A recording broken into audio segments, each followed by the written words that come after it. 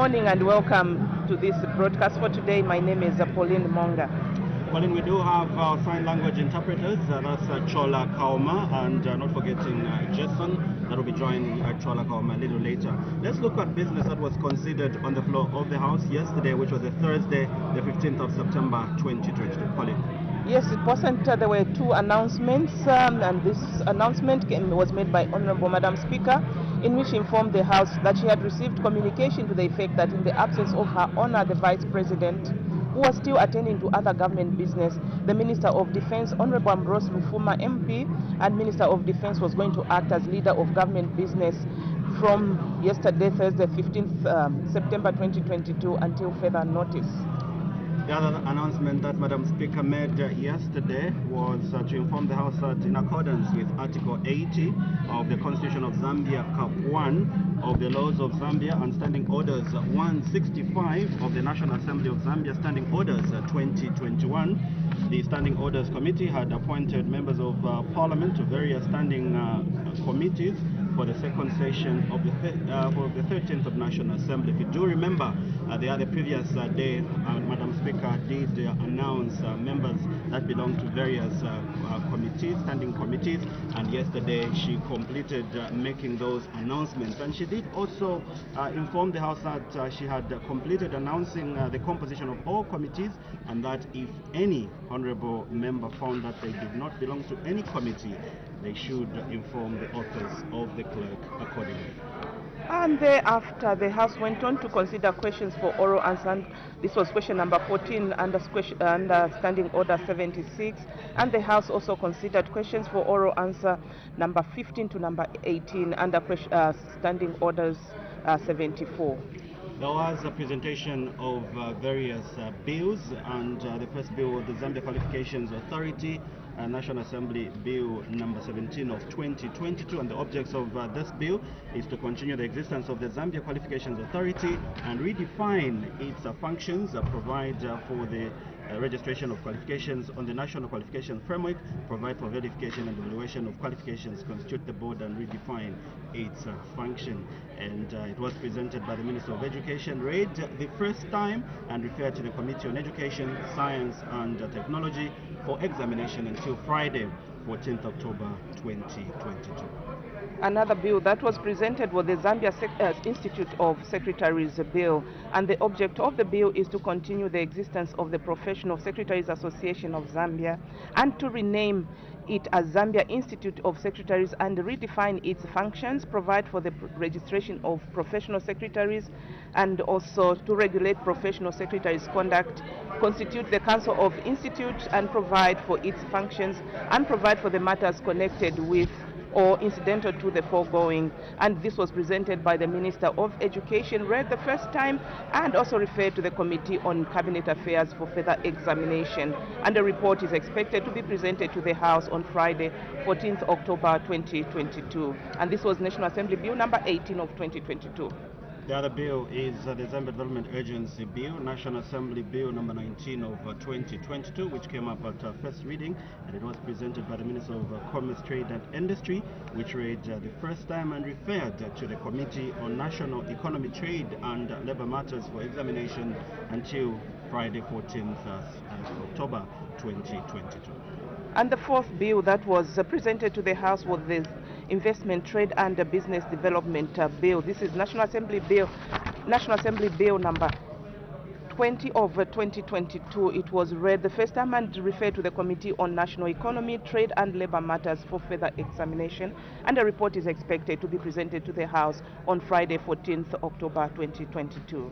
There was a resumption of debate on the motion of 13th of September 2022, and the move of this motion is Cabo Central Member of Parliament, that is Mr. Fizosta Halwindi, and it was seconded by Nkana Member of Parliament, Mr. Benro Mpundu, and we've seen quite a number of members of Parliament debating the President's address, which was delivered last week on Friday, and there being no further debate, the motion stood adjourned, and the House adjourned at 18:23 hours. Today, 9 hours, we expect Madam Speaker to take her chair at 09 hours. That's what was considered on the floor of the House yesterday. Let's quickly look at today's business, Pauline.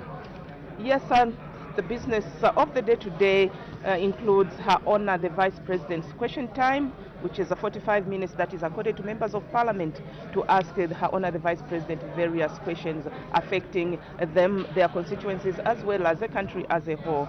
And then after that, we have questions for oral answer. And we have one question that is coming under Standing Order 76.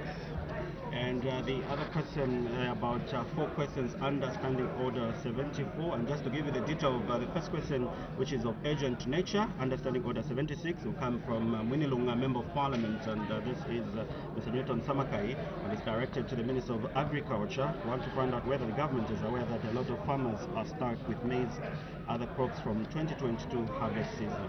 For now, we cross over to the floor of the House. As you can see, that's Madam Speaker's procession making it to the chamber. Keep watching Parliament. Madam Speaker.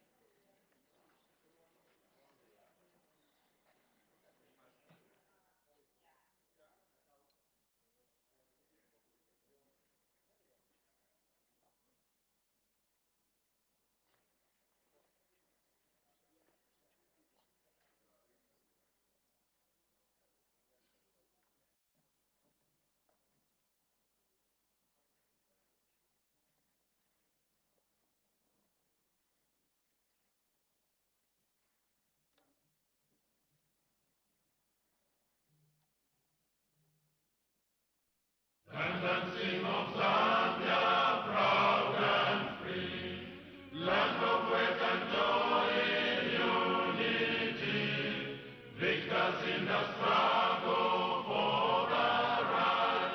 We want freedom's fight, oh, one, strong and free. Africa is our own motherland, fashioned with and blessed by those who blend. Let us, all her people, join as one, brothers under the sun. Oh, one, strong and free. One land and one nation is our cry. Dignity and peace in Zambia's sky, like a noble eagle in its flight. Zambia, praise to thee, oh, one, strong and free. Praise be to God, praise be, bless our great Zambia, Zambia, Zambia. Green and we stand under the flag of our land. Zambia, praise to thee, oh, one, strong and free.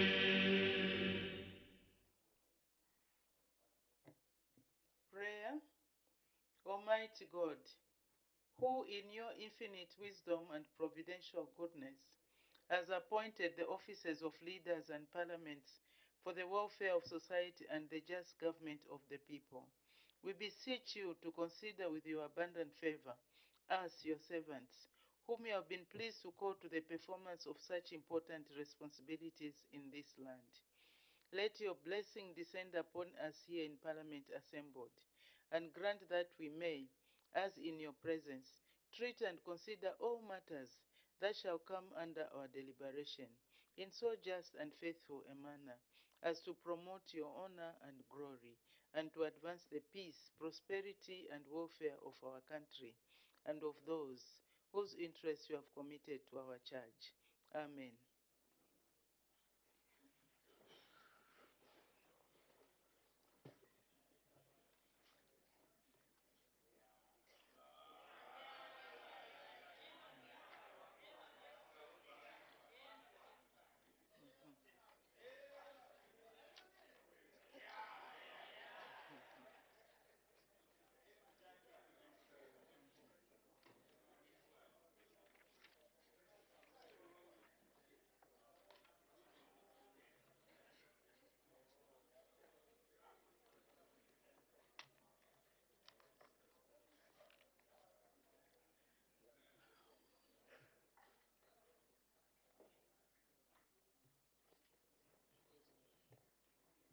At least there was some energy in the singing. Well done.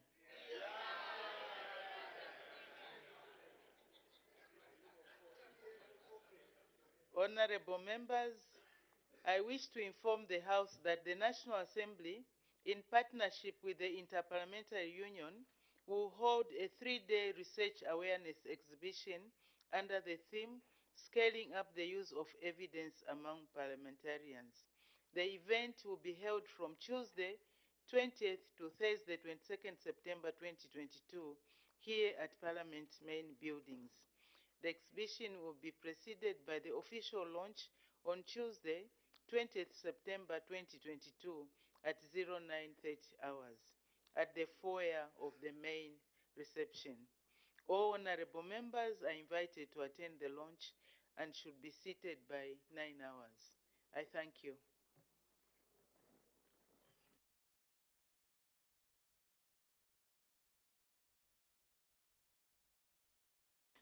May Her Honor the Vice President indicate business of the House for the next week. Madam Speaker, before I acquaint the House with the business it will consider next week, allow me to congratulate the Patriotic Front for winning the chairmanship of Luangwa district in a democratic manner.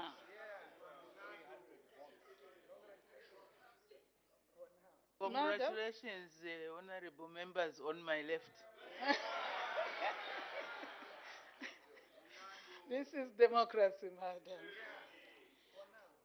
Madam, on Tuesday, 20th September 2022, the business of the House will begin with questions. This will be followed by presentation of government bills, if there will be any. Thereafter, the House will continue with the debate on the motion of thanks to His Excellency the President's address. Madam Speaker, on Wednesday, 21st September 2022, the business of the House will start with questions.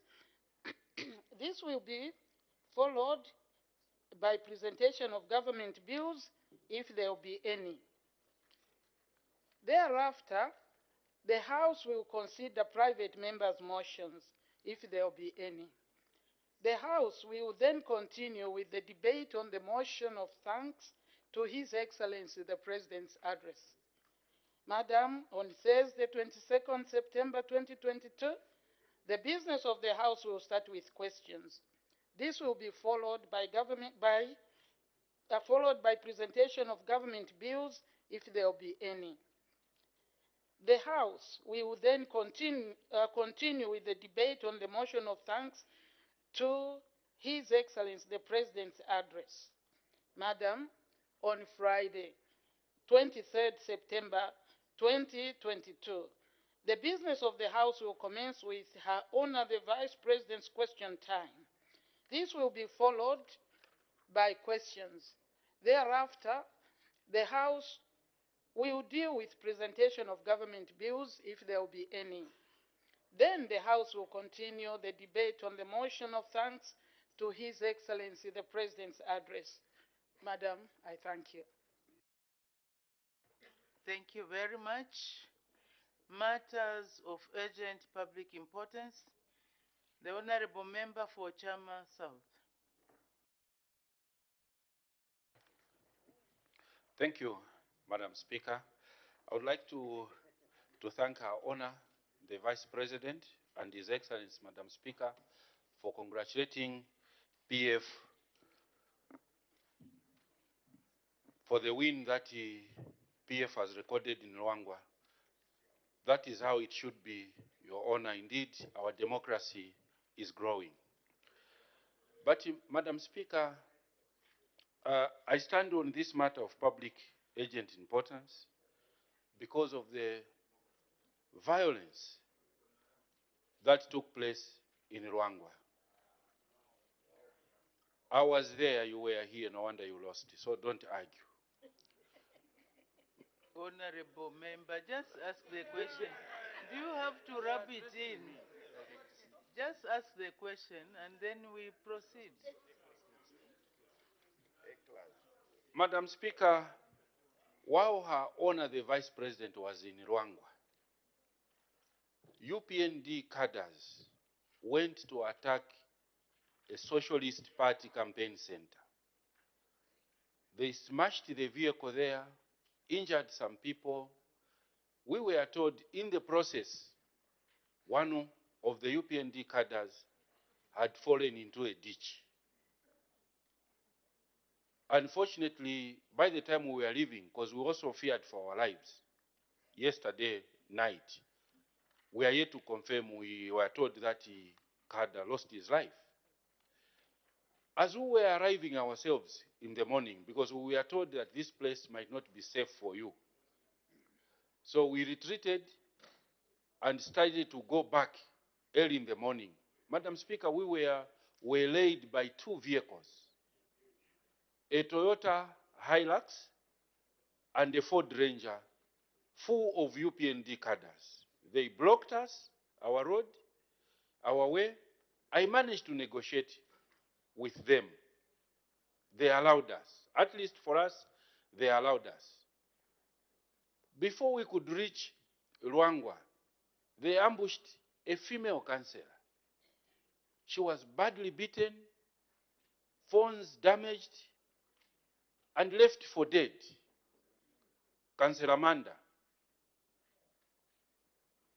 Madam Speaker, your Member of Parliament, Honorable Emmanuel Tembo, who was also in Rwangwa, not only for campaigns, but also to welcome our Honor, our Vice President, because that is our civic duty as members of Parliament. When His Excellency will visit Chama, I want to assure him that I will be there to welcome him. When Your Honor, you'll be in Chama, I'll be there to welcome you. We do that. Madam Speaker, I've ordered, the provincial chairman, I've ordered all mayors in Muchinga province to welcome our leaders. That is their civic duties. Honorable member, go to your question. Madam Speaker, they equally attacked your Member of Parliament. Your parliamentary vehicle, as I speak, is smashed by UPND cadres. Madam Speaker, this is what the President has been preaching against. I can confirm to you that the provincial chairman for UPND Lusaka province was the one who was organizing this violence. If you want to provoke me, it will even damage you further, because we gathered all the evidence. He was recorded for your own information. Now, my point, my matter of public agency is important. We are one Zambia. I think we can do things different from what probably PF used to do, because these are the same things that he used to complain. It will be good for you, for our country, and for all of us. He is very smart-looking Minister of Home Affairs in order to keep quiet. And he has not even issued a statement when this very bad behavior by UPND, which is damaging our government, for your own information. Is he in order not to issue a statement by yesterday, or at least to warn the cadres who were doing that, because they are well-known individuals? Is he in order? Because more lives, if such action is condoned, will continue to be lost. I seek your serious indulgence, Madam Speaker, and I have a newspaper here which those who are saying lay evidence on the table. I have a newspaper, Mayhem in Rwangwa, as cadres run amok. These are your cadres. These are UPND cadres. Madam Speaker, I want to lay this newspaper on the table as proof so that it can also guide you in making your decision. I submit, Madam Speaker.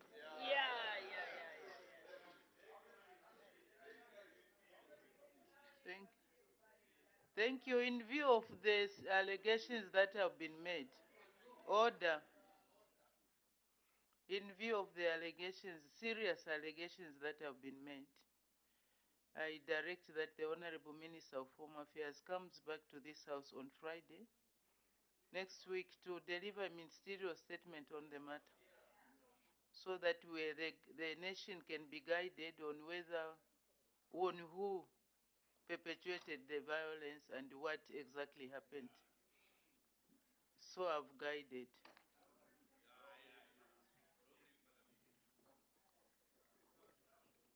For the next item, the honorable members are advised to log in using the e-chamber. Her Honor, the Vice President's question time.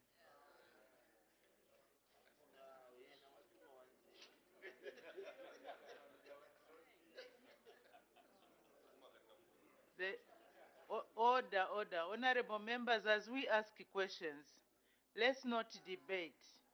Let's ask questions precise to the point so that we have as many questions and we allow as many honorable members to ask questions.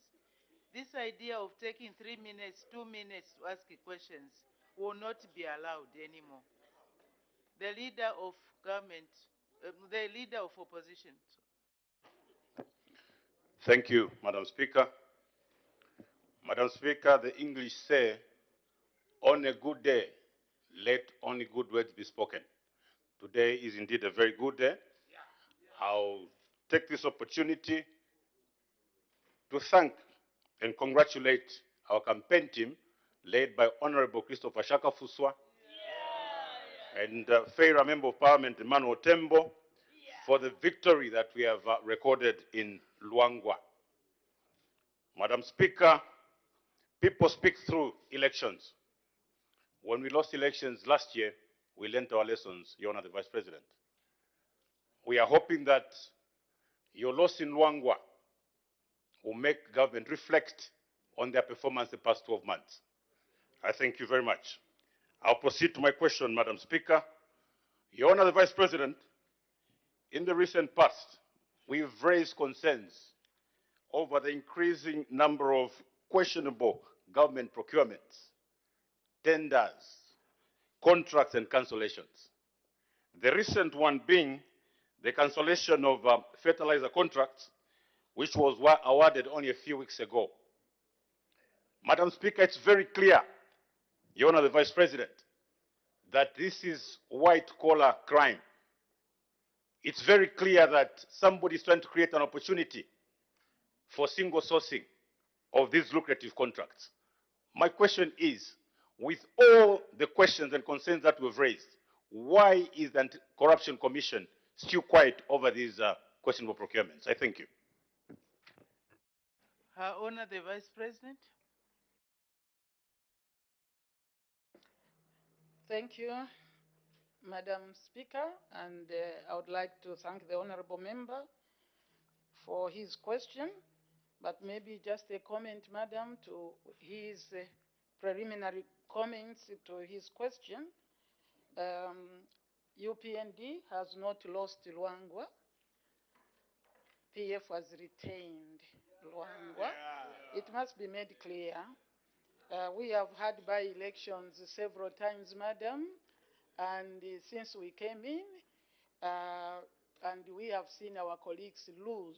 That is a loss when the seat was yours. For now, we congratulate them. Maybe I should put it clearly on the record for retaining Luangwa.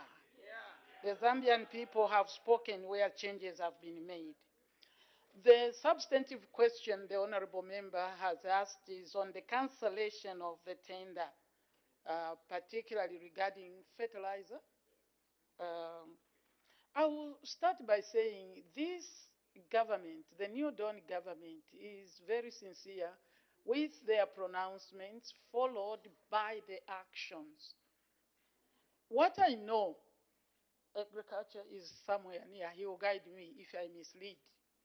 But the little I know on this matter is that it was done on some technicality. I would say, in fact, it was not the ministry that really cancelled.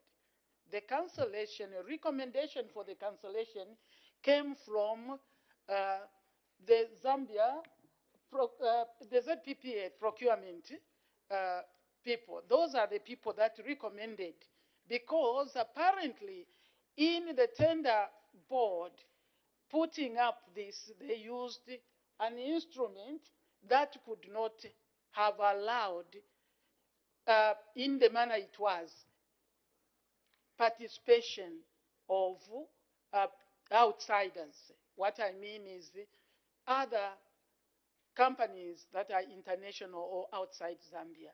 It provided for the Zambians only, unless the Zambians could not meet. But I think they allowed it open to be open, and then that is what the ZPPA noticed and recommended that this tender cannot go on.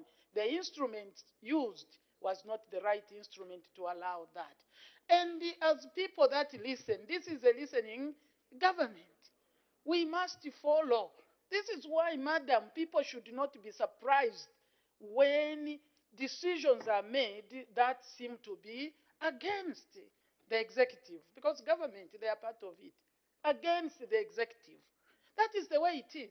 So the ministry had to listen, and the tender had to be cancelled. That is the way it was done. It was not initiated by political thinking. It is real, some wrong instrument used. Participation was not according to the instrument. So it was done like that.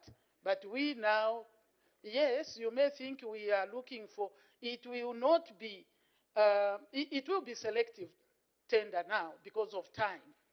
And people will see the transparency. People will see the transparency. There was a petition on it. Maybe I should mention that, Minister.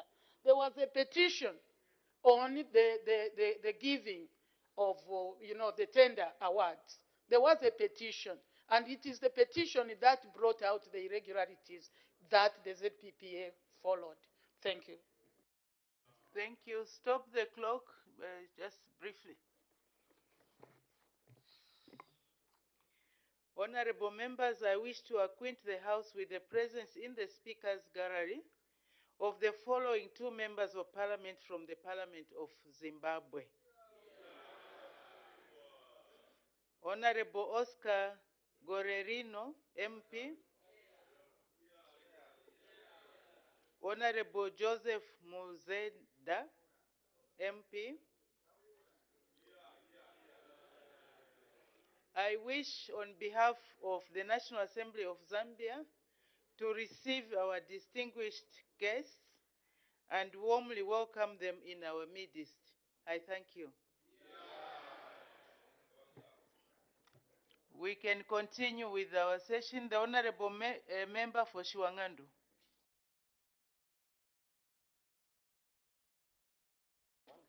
Thank you so much, Madam Speaker, and we appreciate your congratulatory message. Your Honor, the Vice President, welcome back from Luangwa, where on your tour of duty, where you assisted us return the seat as the Patriot Front. Your Honor, the Vice President, you superintend on one of the key institutions that anchors the democracy of this country, the Electoral Commission of Zambia. Last week, we had one of the candidates who was participating in the Kwacha constituency by-elections, an independent candidate, pulling out, citing lack of transparency in the manner the Electoral Commission of Zambia is conducting aspects of elections. And one major aspect is that of printing ballot papers. Previously, all the stakeholders are carried along to know where the ballots are printed so that their witnesses can be present to witness the printing of the ballot papers, which was not the case, and that triggered the action that one of your participating candidates pulling out. Your Honor, the Vice President, want to get it from you. Where did the Electoral Commission of Zambia, ECZ, print the ballot papers that were to be used in both Kabushi and Kwacha constituencies and the Luangwa mayoral by-elections, which PF managed to win against all odds? We would like to know, Madam Speaker, from our Honor the Vice President, where the Electoral Commission of Zambia printed the ballots, and if indeed the ballots for the two constituencies on the Copper Belt were equally printed, and if she can go further to give us a bonus answer, at what cost? I thank you, Madam Speaker. Just stop the clock again, just briefly. To my knowledge, there is an urgent question on that matter, which has been submitted by the Honorable Member for Lunte. Honorable Member for Lunte has submitted a question on that matter. So maybe the clerks at the table can guide.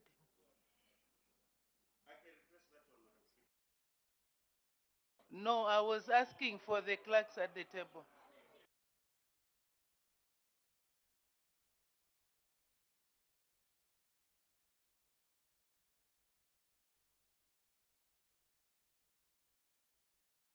So according to our standing orders, once a matter is pending consideration or a question has already been put, it cannot be answered.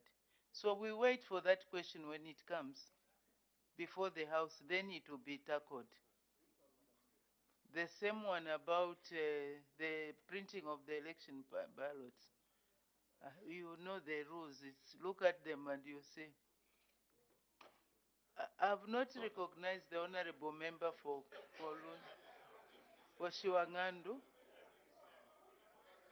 I've already made a decision. Actually, even the first question, the yesterday or the day before yesterday, the same question was asked. The one that has been asked by the leader of opposition, but out of courtesy, I allowed it. But it looks like we are drifting into the same pattern. So we can go to the next question. The honorable member for Petauke Central. Oh, okay, sorry then. Let the honorable member for Shiwangandu replace his question. Thank you so much, Madam Speaker. You need to acquaint yourselves with the standing orders. Your Honor, the Vice President, my next question will be a rider to the question posed by the Honorable Leader of Opposition. We are in September, and September is coming to an end. We recorded poor harvest this year. And the Minister of Agriculture did confirm that the FRIO managed to buy under 200,000 metric tons of grain. And I want to assure you, Madam Speaker, that what we present from this side is what we find on the ground. We all came back from the constituencies.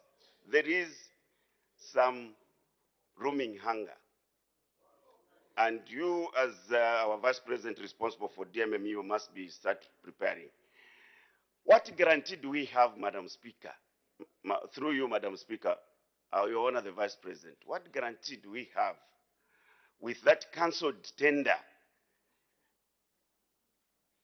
With that cancelled tender, which is very unprecedented because the procedures are very well known. What guarantee do we have that our farmers in the rural areas are going to receive the inputs on time before the onset of the rains? I thank you, Madam Speaker. It's a similar question which was answered. Anyway, maybe let me not get involved. I honor the Vice President.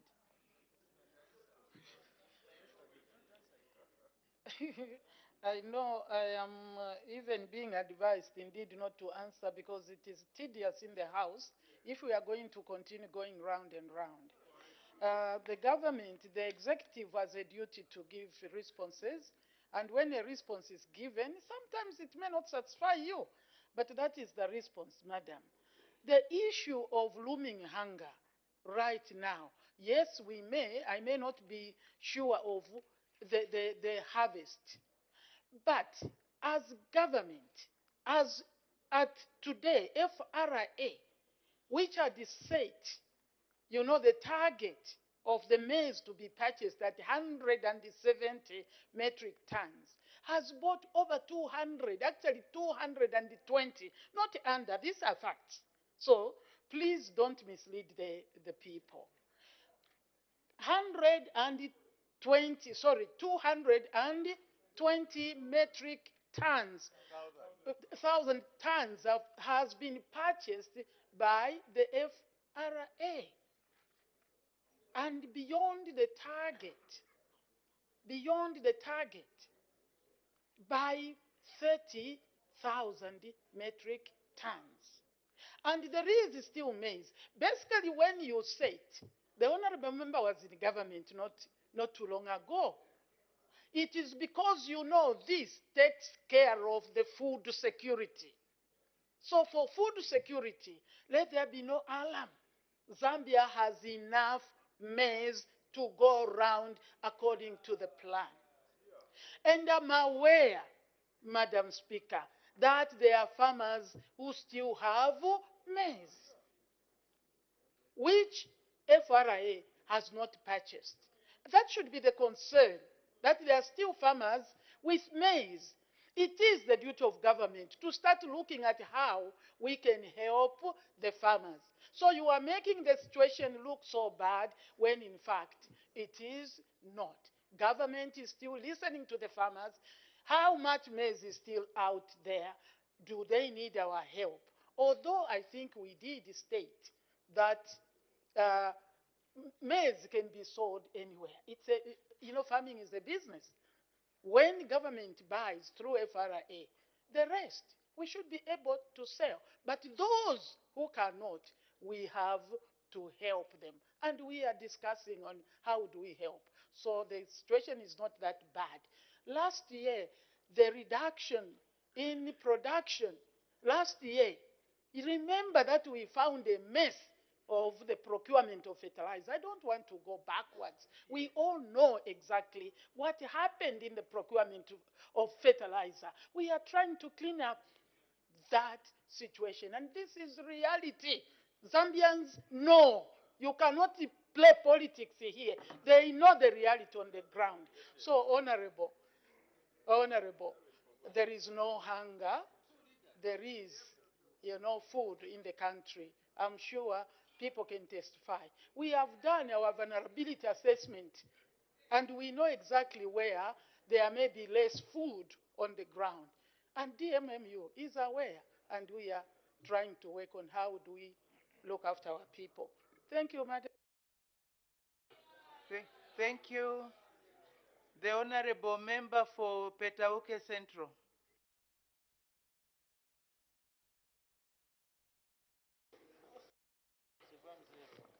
Thank you, Madam Speaker, for giving the good people of Petauke this opportunity to ask Honor the Vice President a question. Her Honor the Vice President, greetings from Petauke Central Constituency.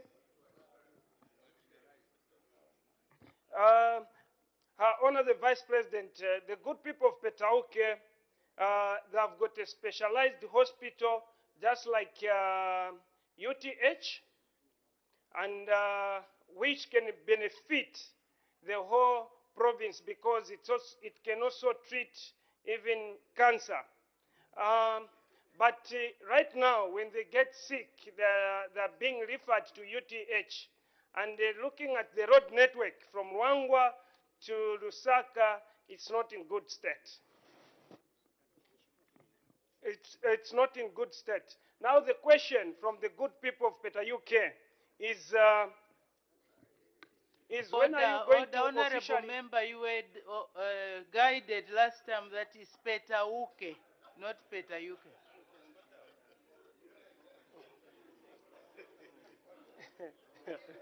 Yeah, in English. Yes.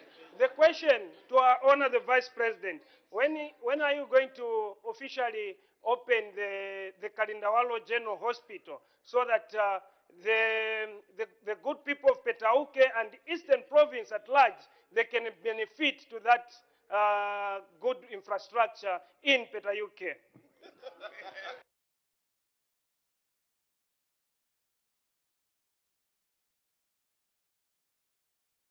Her Honor the Vice President.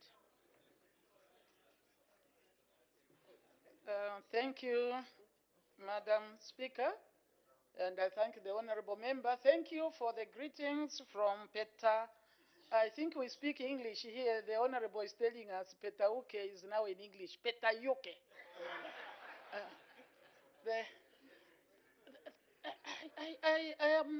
He has caught me, I think, unaware, because I thought Kalindawalo Hospital is operational.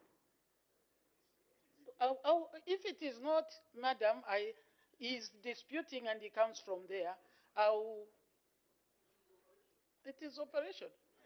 But he's still saying no. No, he doesn't know.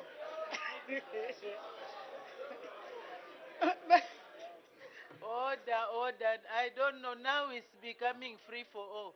Time is running out. So if honorable members want to squander time, so be it. May Her Honor continue.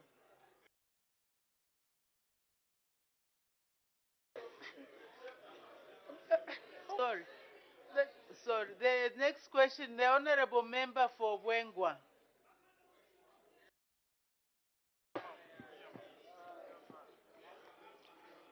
Hugely delighted, Madam Speaker, through you, Your Honor the Vice President.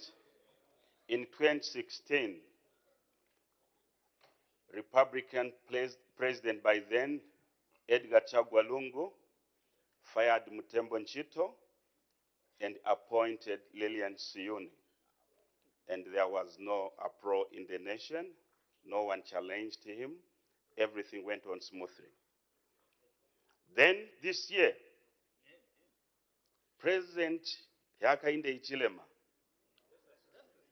has just suspended Lilian Siuni and appointed Mr. Katongo Ian as acting GPP.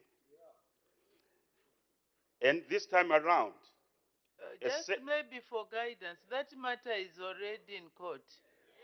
Is it a related question or maybe let's allow him? Please avoid issues that are pending in court. Okay, thank you.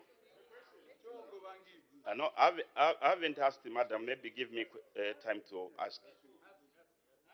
Now here is a gentleman moving with a toy binoculars,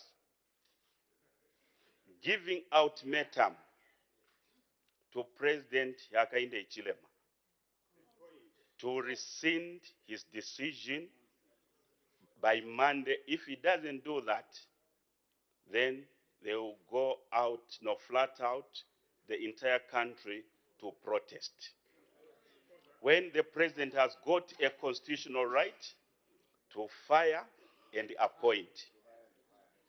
And this man, he is the man now who is challenging the president, who has got constitutional right to do so.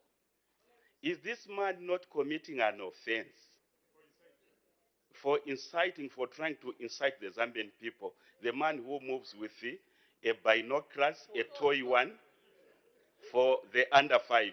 Your Honor, the Vice President, help the country. Thank you very much.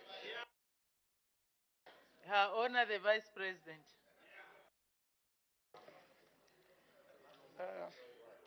Thank you very much. For the main issue, madam, as you have guided, is in the court. But the binoculars is not in court. You have called it a toy, and if it is a toy, it is just as such.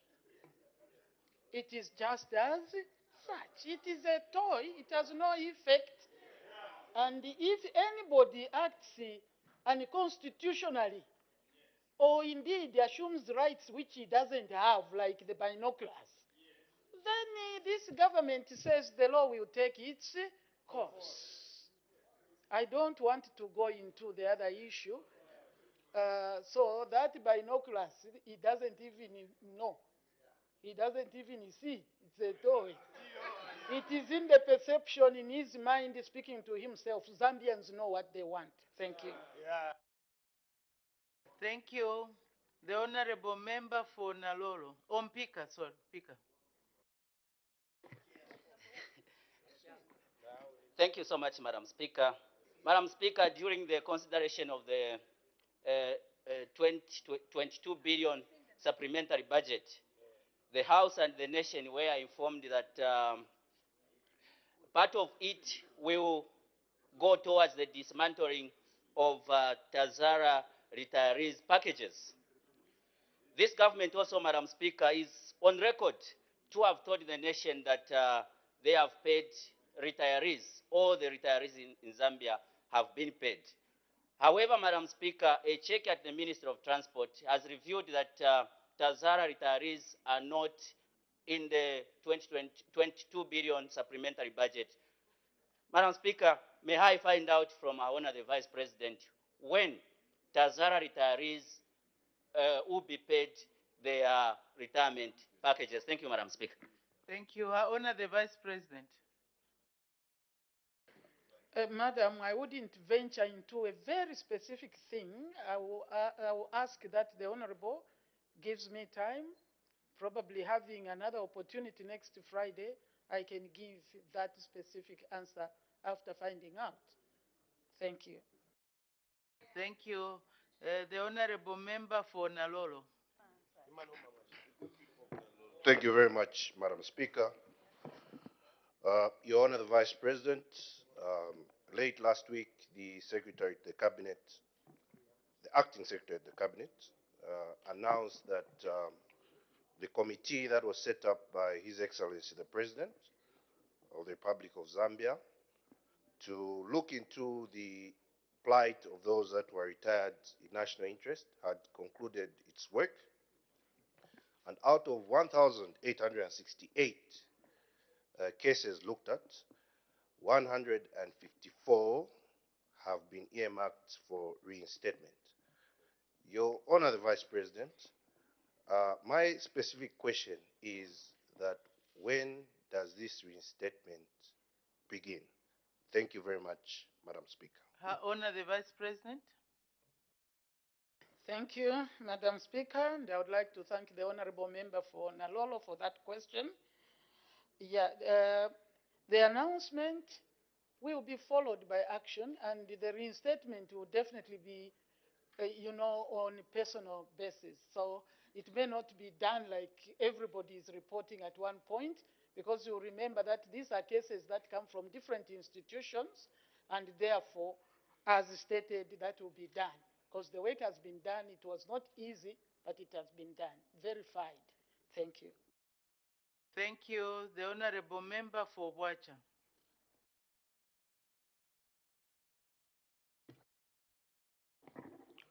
Thank you very much, Madam Speaker and Madam Vice President. Good morning. And allow me to join Madam Speaker, the Leader of Opposition, Honorable Brian Mundubile, in congratulating the mighty Patriotic Front, which some political parties thought it was a dead party. Order, honorable members, order. Stop the clock, brief. Just stop the clock. Honorable members, I've received notes. Maybe just sit down. I've received notes of honorable members complaining that we are taking too much time. Only three honorable members of parliament took so much time to ask questions. Let's ask questions, then the congratulatory messages, we'll do it after we finish the question and answer, so that honorable members are given enough time to ask questions. Please, honorable members, I'm requesting that. Well guided, Madam Speaker. Your Honor, the Vice President, this question is coming from the main people of Wacha parliamentary constituency, if not the whole country. Your Honor, the Vice President, when is our utility company, ZESCO, going to connect the more than 30,000 Zambians households to the national grid who in some cases made applications, made payments a year ago, and how much should our people pay for new domestic connections? Madam Speaker, many thanks for the opportunity to ask our Honor the Vice President this question. Honor the Vice President.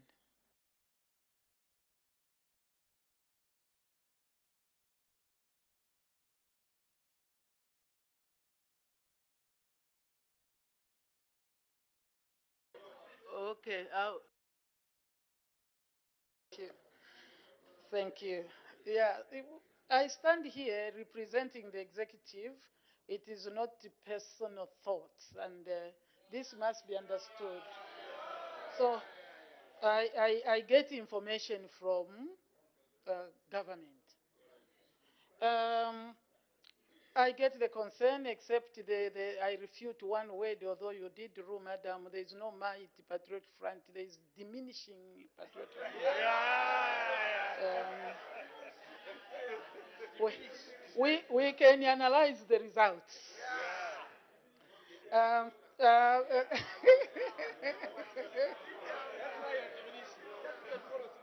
uh, Madam Speaker, the issue of ZESCO, I'll give you a general answer. That is true. There is need for connection to basically to the power lines.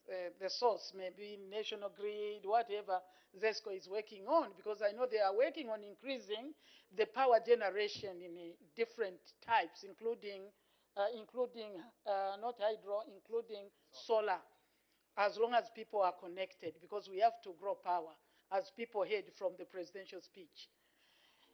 ZESCO generally has started working on that. There was a high backlog.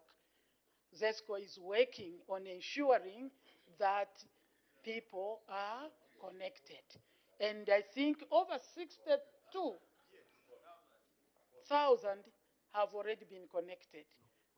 40,000 out of 62 have already been connected. And the backlog is of a long time. But trust this government, trust the utility companies. They are being pushed to work, and they are also self-driven. People will be connected, because that is the only way we are going to reduce on, for example, deforestation, because people will depend on charcoal if we don't do that. So it's a big agenda. People will be connected to power. Let them hold on a bit. They have held on for the past over 10 years. Thank you. The Honorable Member for Lunte. Madam Speaker, I appreciate Your Honor, the Vice President. Political efficacy is about people believing that they can achieve something desirable. It is also about people trusting that government is listening to them. Given your loss in Luangwa and the or should I say government-induced confusion in Kwacha at Kabush, what is your assessment of current political efficacy? Thank you, Madam Speaker. I'm sure the question will receive an appropriate answer. Let's ask Honor the Vice President.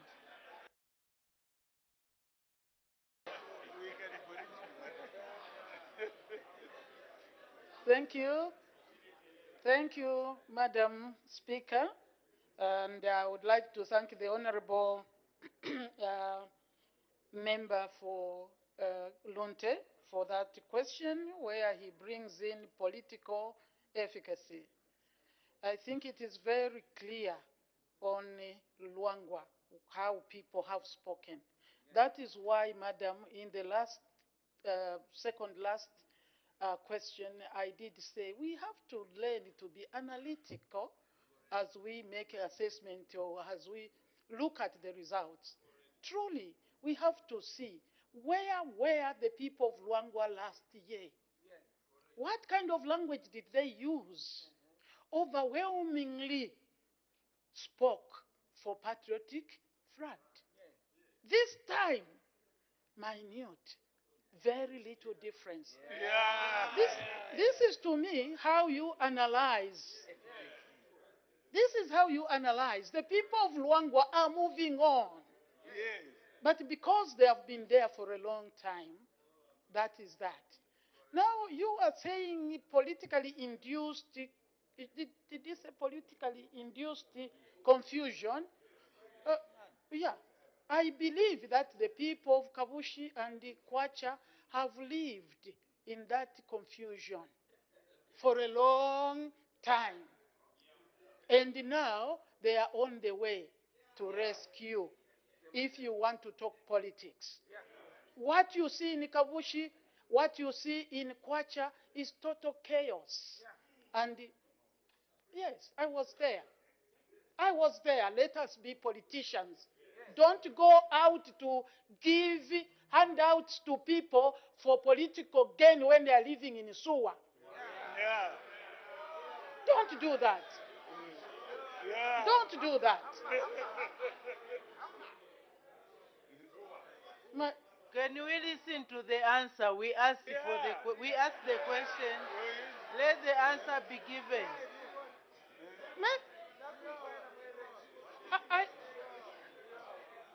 I don't know who is asking the question, madam. Everybody, including the leader of opposition, is asking question. Wow, leader of opposition is asking while seated, followed by his whip. What is the problem? The man asked very correctly. There is confusion there. People are suffering. Yeah. And yet people are called bonanza. Yeah. Come on. And you will win. Well, that is it. We will still look at the efficacy.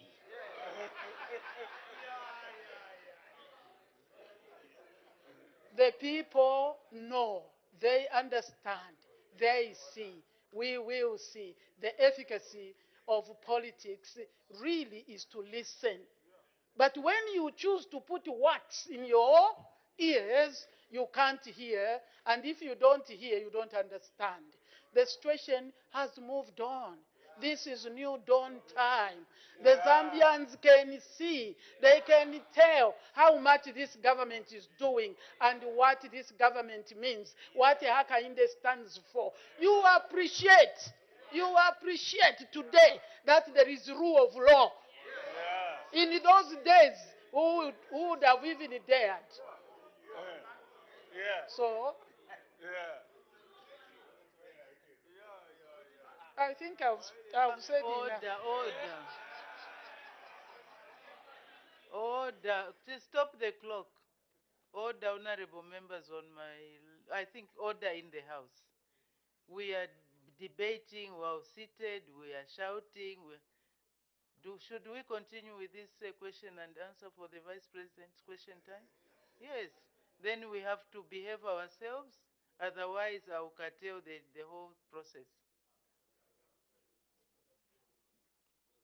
I can do that.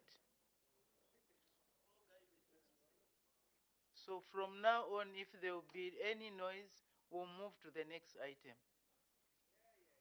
The Honorable Member for Chitambo.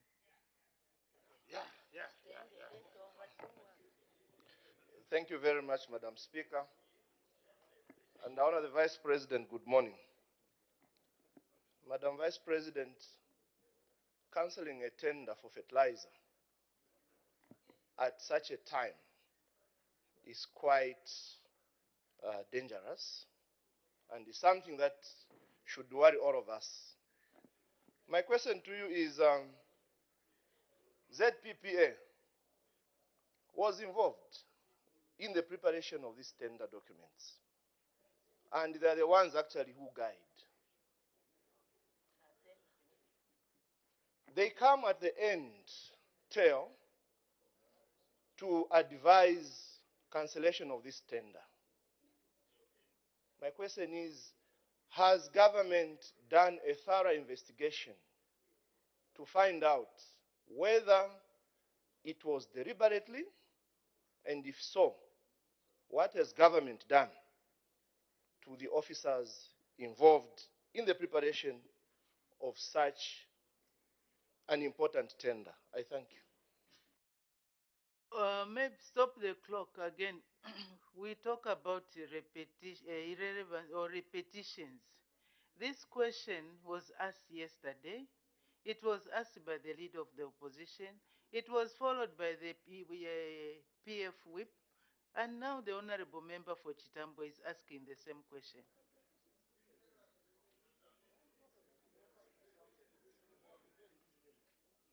So the question is, you are asking who prepared the tender? Maybe repeat the question.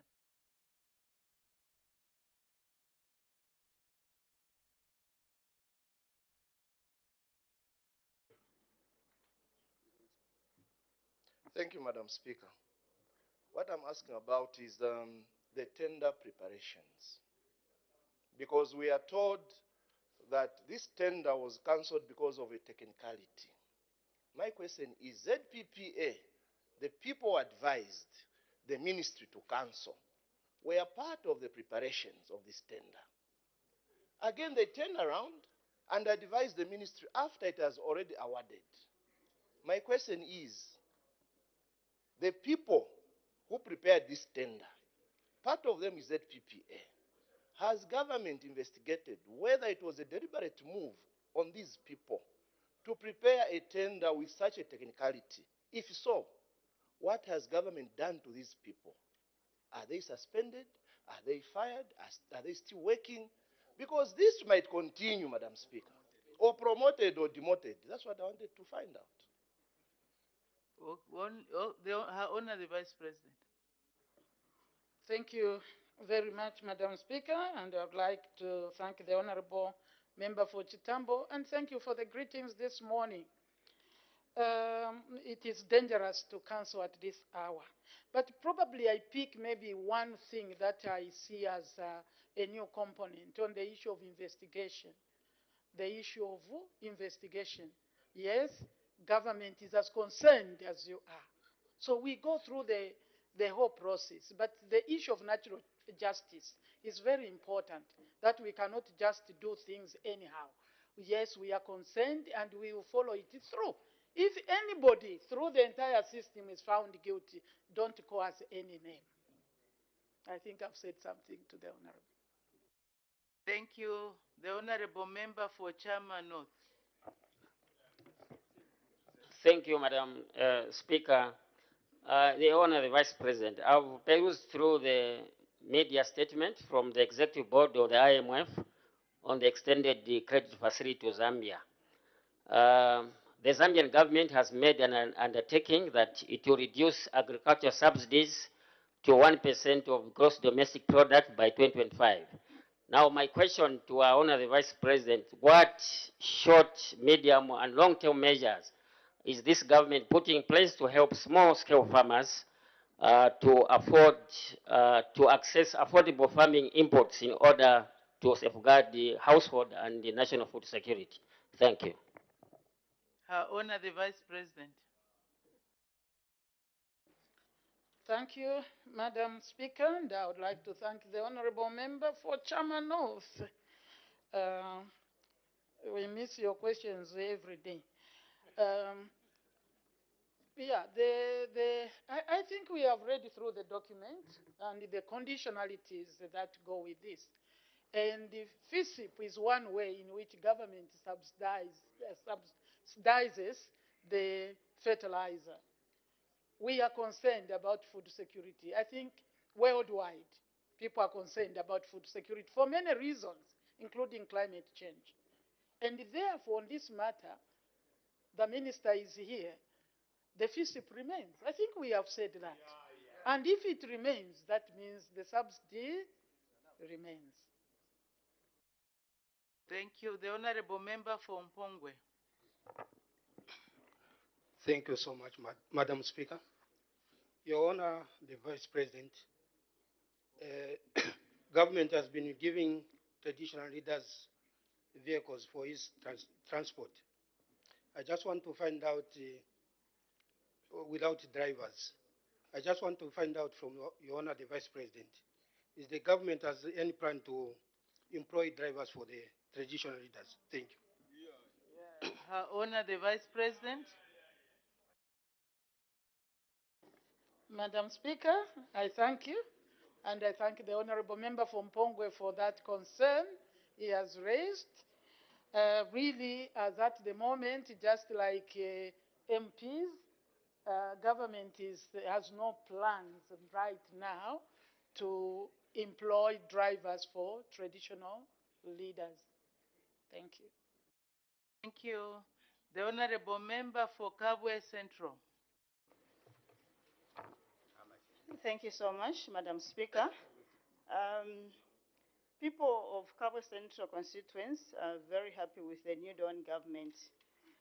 This is evidence from what I've seen in my constituents, where people are donating money, the communities, to work on the roads that are critical in their areas. And also through CDF and other ways of lobbying, we are doing various wards in the compounds. But Madam Speaker, the challenge that we have is because the constituency is 90% urban, we don't have sources of gravel. The only available source of gravel is the borrow pit, which is owned by Forest Department and the Ministry of Green Economy. Now, we are told that we need to pay a lot of money, which is very costly. I can give an example. We had a contract where we want to do a road, which costed about $1 million. And now we are told to pay 1.2 million just for gravel. Is the New Dawn government able to give us a waiver so that we can leverage on this construction of these roads we are doing? Thank you, Madam Speaker. Her Honor the Vice President. Thank you, Madam Speaker, and I'd like to thank the Honorable Member for Kabwe Central for her comments and then the question on the issue that people in Kabwe Central can even donate towards public works. It is the confidence that shows confidence in government that the money will not go to waste. It will be used properly. The issue of the source of gravel, I think that I cannot answer while standing here.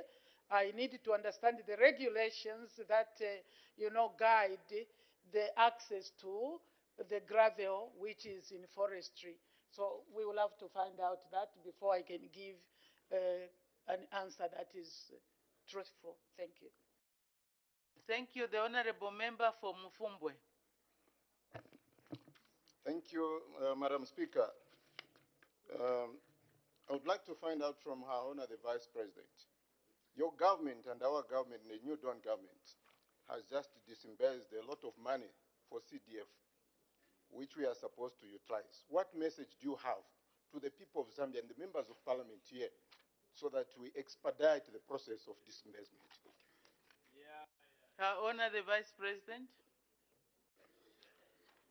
Thank you, Madam, and I thank the Honorable Member for Mufumbwe for the comment or concern over the CDF. Indeed, the government has given a lot of money to the constituencies in the quest to go the decentralization way and devolution. That puts all of us in this house that are hold constituencies, it gives us a lot of responsibility to ensure that the Zambians who are the targeted beneficiaries can benefit out of the CDF. So I will indeed encourage the honorable members that the CDF must be used as we have agreed. It must be, I'll make one observation, Madam. This CDF from the Ministry of Finance, from the Treasury, is given to every constituency, irrespective of which political party holds that constituency. And it is therefore the belief of this government that when we go down to this base to make this money go to the people, there will be no political inclination. In their word, to the clubs, to the cooperatives, to the companies that may want to be part of the CDF. This is my call to this house. All of us should not go and use this money in a political manner. that will be defeating the purpose. This government is government for everybody, whether opposition or not. And if you are in government, you cannot leave out. We are an inclusive government. If you are opposition, don't go and start giving only those who are in opposition or who are opposition aligned. That will be disaster for us. It will defeat the purpose for which this CDF was increased. Because for me sitting here as a Zambian, I start hearing these little things from some of the constituencies, that there is selective based on political affiliation. That was not the intention. We would have given, as government, this side. I hear sometimes people would receive time back, CDF in Kanjibia, no CDF in Monze, CDF in Kapu. That is no longer the issue. Everybody included in this program. Madam, let Zambians benefit, because this should get 25.7 million in Shiwangandu constituency to grow the economy of Shiwangandu by 25.7 million. It means the people of Shiwangandu must get better. Thank you. The last question, Honorable Member for Kantanshi.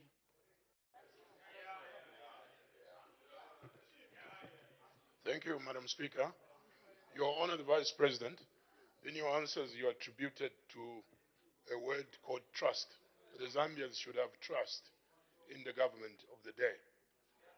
Mining is the backbone of our economy. Kantanshi constituency is a mining constituency.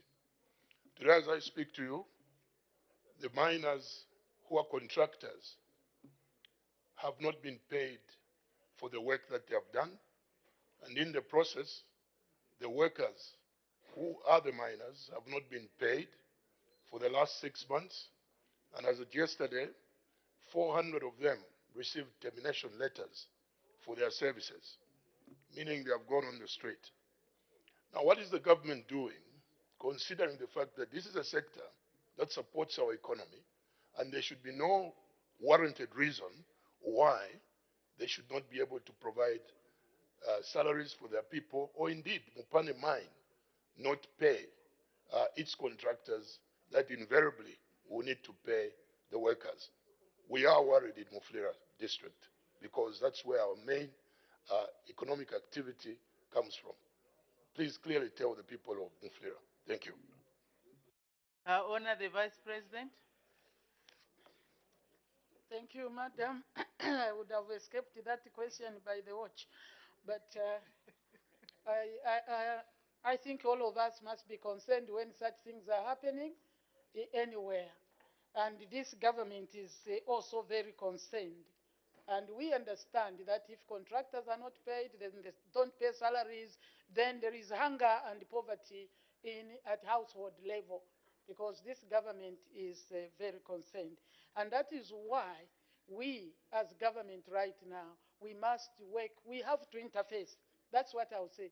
We will engage these mining companies to understand the whole thing, and then we ensure that our people don't suffer. But right now, I think I need to consult a little more to see how far we have gone in trying to engage the mines to ensure that our contractors are paid to go down to the household. Thank you, Madam. Thank you. Question for oral answer, understanding order 76. The Honorable Member for Mwinilunga.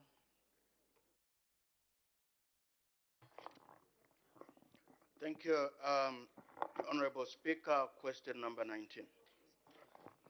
The Honorable Minister of Agriculture.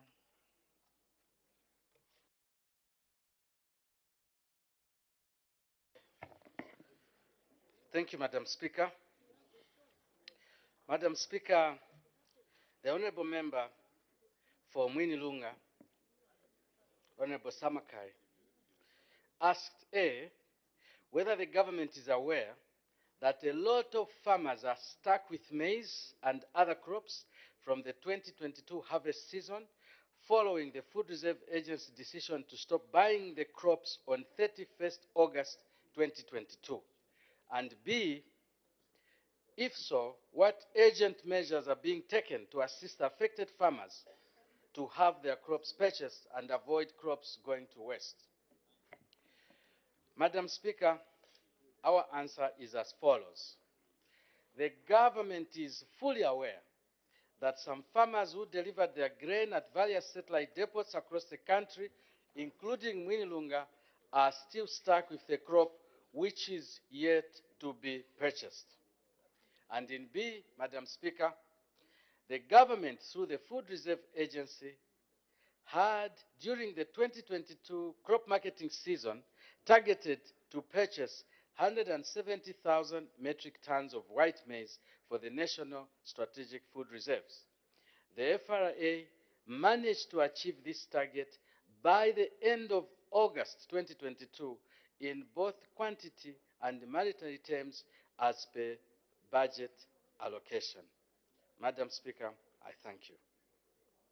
Thank you. Before we proceed to supplementary questions, there's an indication, a request by Honorable Member for Pambashe to raise a point of order. What's the point of order, Honorable Member? Thank you, Madam Speaker. It's in relation to our Standing Order 65 on the Vice President. As you may be aware, we have no opportunity to raise a point of order while the Vice President is on the floor. What's the point of order? Madam Speaker, this is in relation to the response given by our Honour the Vice President to the Member of Parliament for Chama North. Madam Speaker, the Vice President clearly indicated that the subsidy on maize or on the agricultural produce will continue while the publication by the IMF are clear for everyone in the public domain that Zambian government has undertaken to reduce the subsidy on the farmer input support program to 1% of the GDP by the year 2025. Is therefore, Madam Speaker, I honor the Vice President in order to mislead the people of Zambia and the international community who've read the publication by the IMF that no, the subsidy will continue against what has been published. I seek your serious ruling, Madam Speaker. Honorable Member, do you have any documentation to support what you are saying? Because I cannot say which side is telling the truth. I don't have any documents to base my ruling on. With the leave of you, Madam Speaker, and reserve the ruling, I am more than ready to render in a publication by IMF. Honorable members, once a point I have of it on order, the soft copy. Once a point of order is raised, the honorable members should be ready with whatever supporting documents they have. If the honorable member does not have the supporting documents to support what he's saying, then the point of order is not admitted. Supplementary questions. Honorable Member from Pika.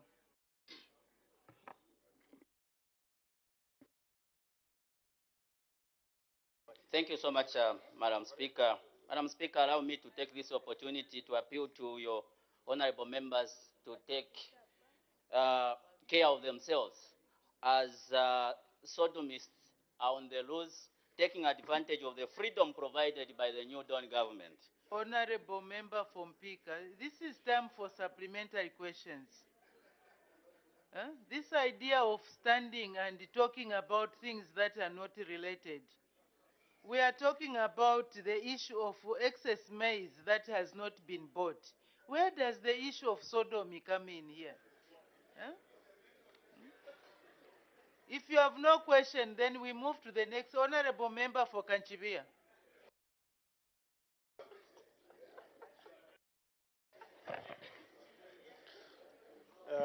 Thank you so much.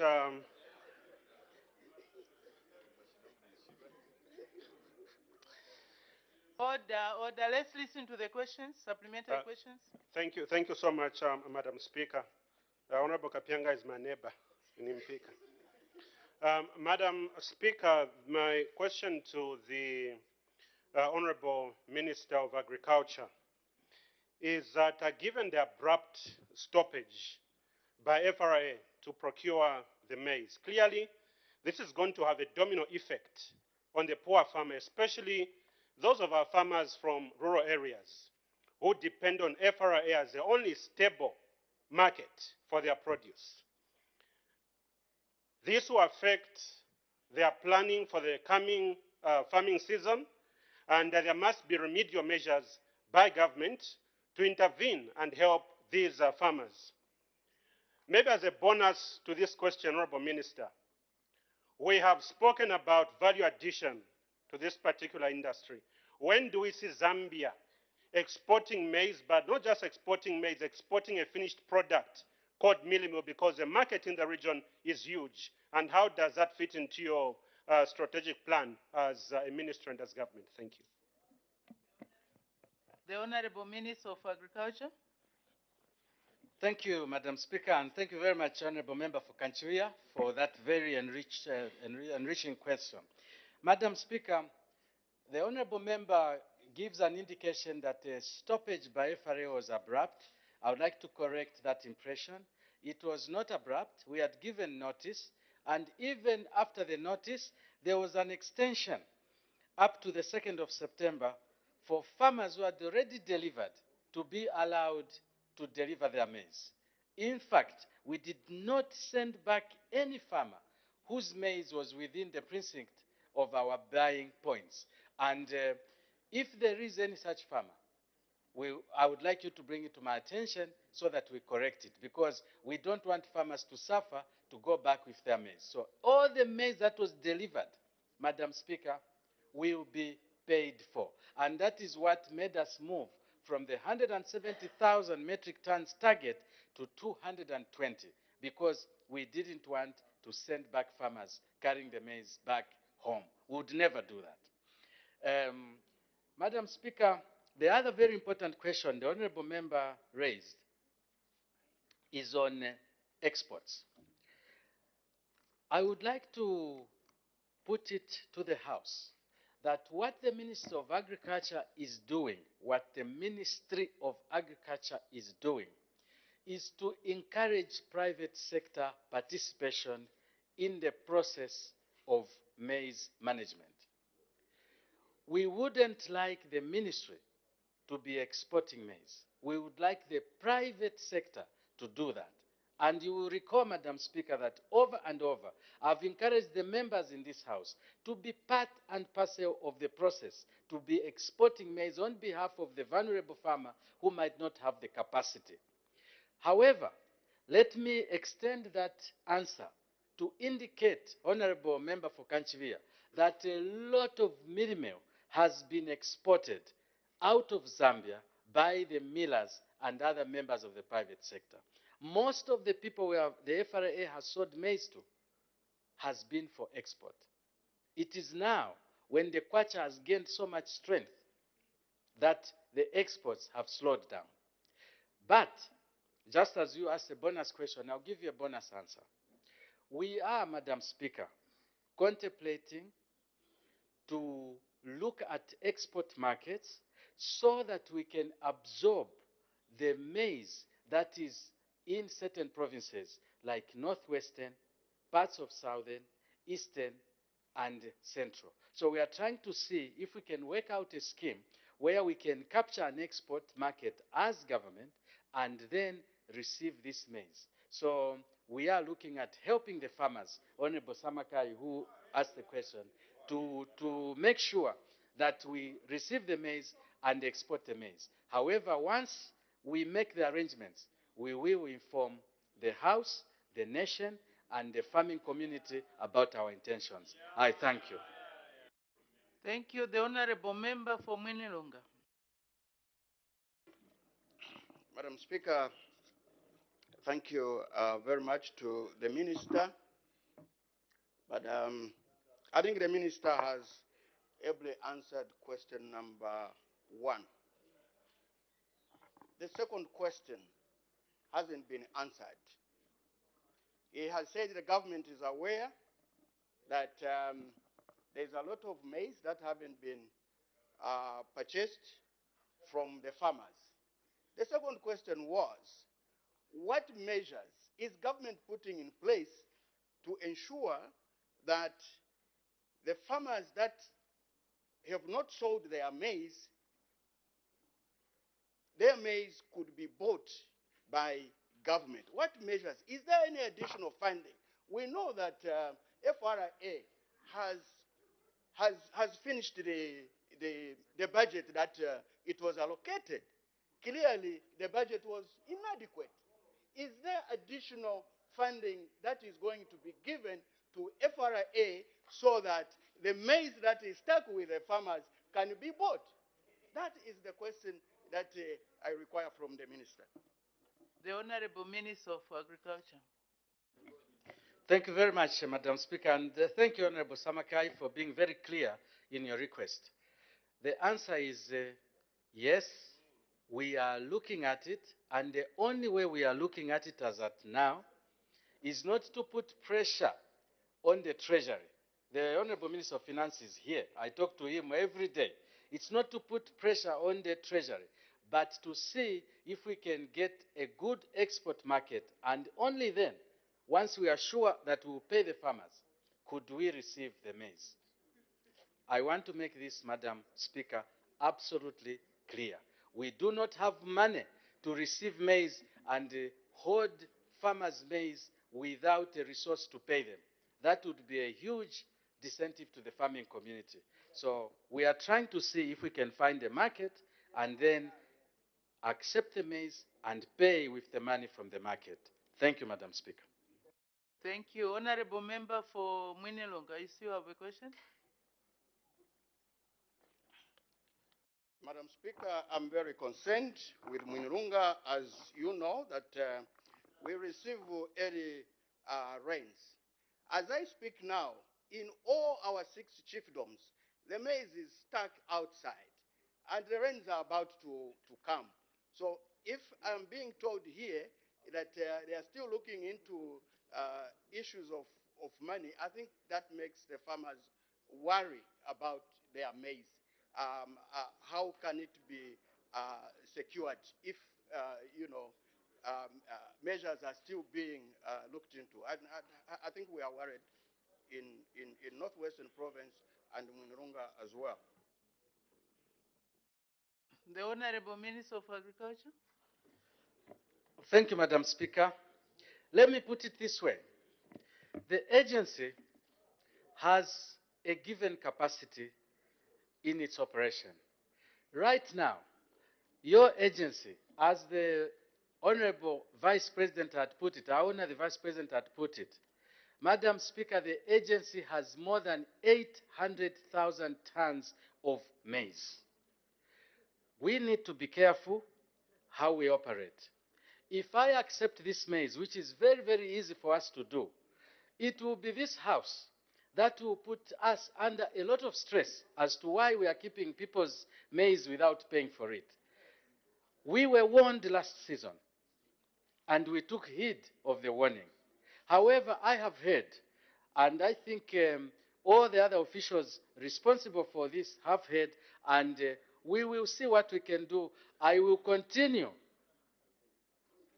bothering the Minister of Finance to see if I can extract some resource from him so that we pay and secure the maize that the farmers have grown. Madam Speaker, I cannot go beyond this. It's a question of capacity. I thank you. The Honorable Member for Chilubi. Madam Speaker, through you, people of Chilubi would like to find out from the Minister, especially that when the President traveled to Congo, one of the reasons that we were informed that you went to do is to see whether we can have a maize market in Congo and possibly other countries. When we consider that, Madam Speaker, this season was marred with a lot of, activities surrounding the maize, purchase as well as what. And I think the Honorable Minister can confirm that at one point I even raised the alarm for him, to him about the private sector buying the maize. And I think he assured me in a particular manner and he guided me as such to my satisfaction.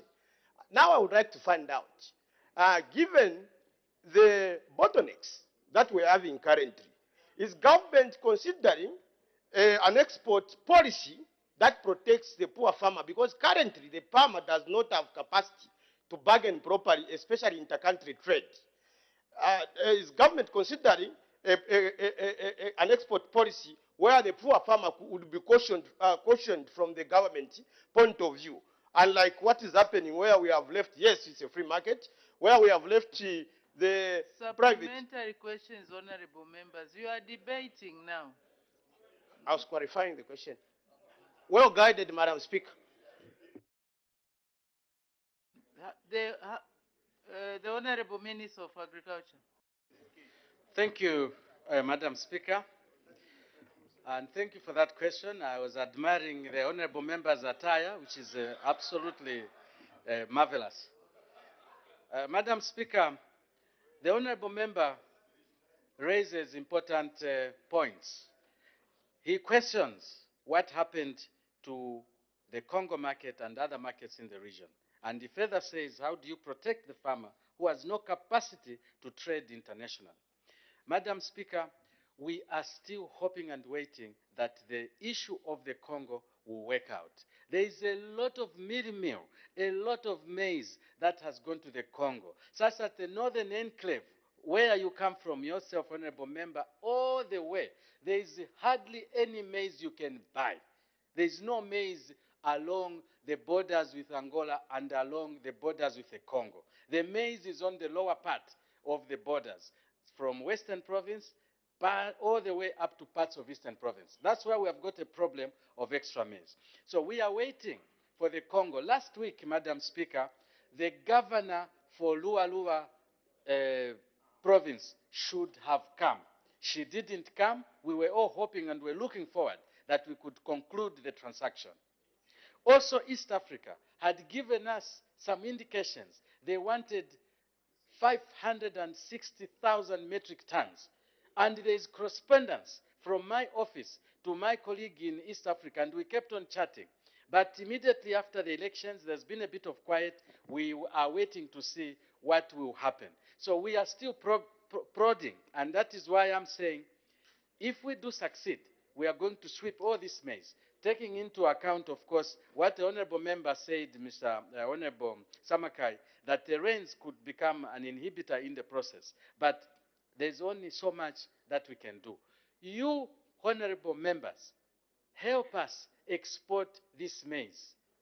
You, honorable Fube, you should find a market for your people and export the maize.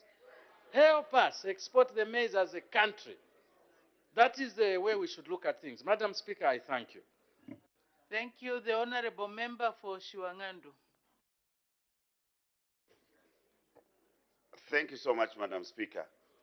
Madam Speaker, the question posed by the Honourable Member of Parliament for Mwinlonga and the concerns he has raised is not only, the concerns are not only limited to Mwinlonga. Most of us, both members on your right and left, who are rural MPs, have got this situation obtaining regarding our farmers.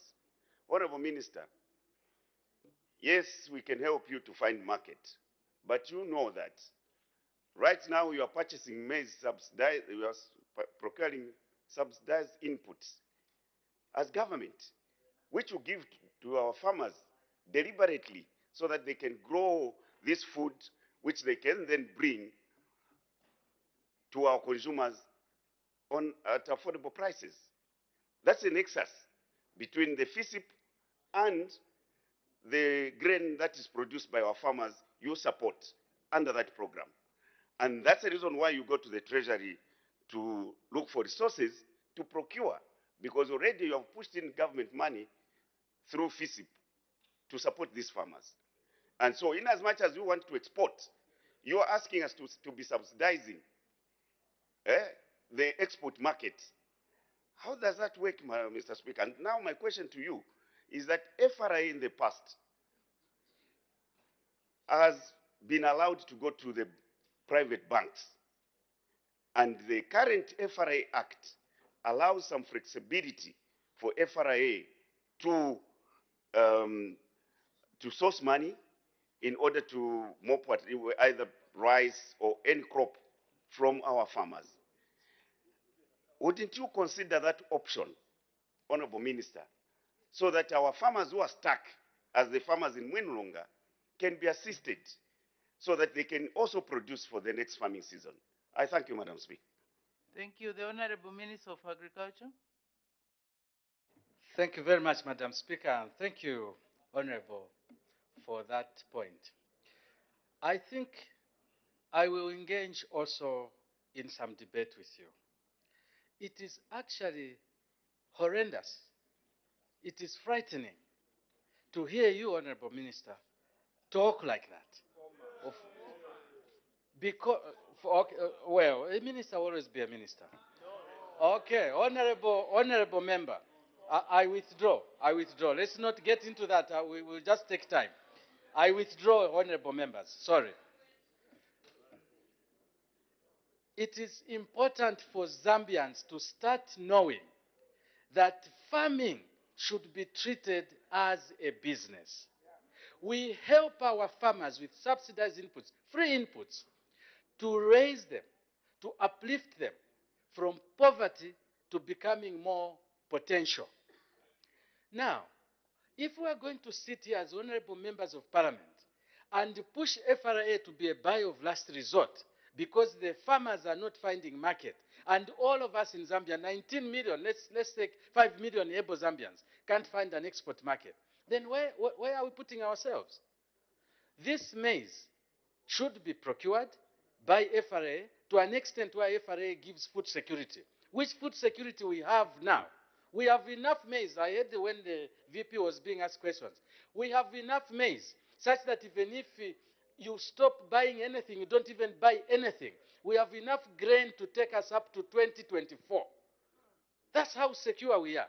So don't alarm the Zambians that Zambia is food insecure. We have sufficient food that can take us to 2024. Not next year, 2023, beyond 2023.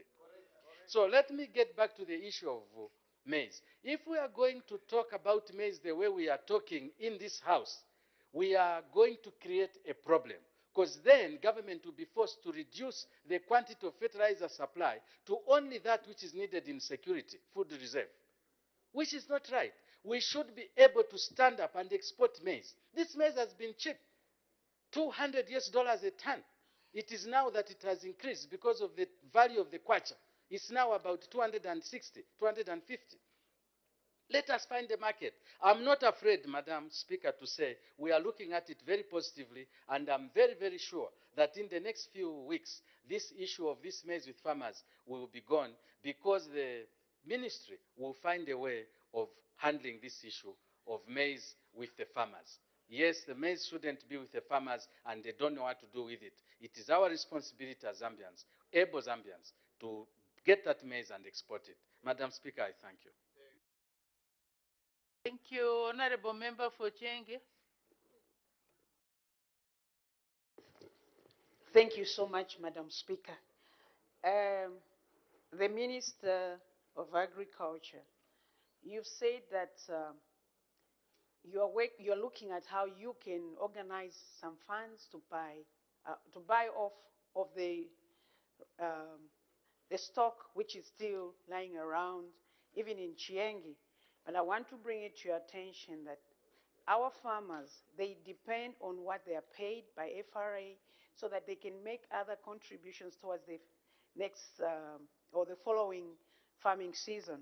So I would like to find out, because looking at your program, how you've explained, how are you going to help your people, the people of Chiengi, in order for them to get some money from the government through the agency, and then to contribute the 450 that they've been paying towards the farming imports.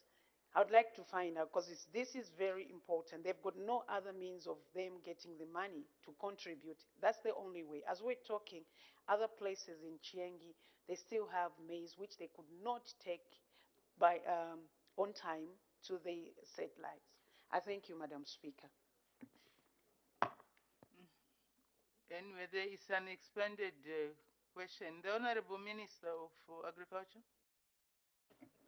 Thank you, Madam Speaker. And I sympathize with the Honorable Member for Chiangi because that situation is no different whatsoever to Mwinilunga, no difference whatsoever to certain parts of Petauke. It is a common position, and that's what we are discussing.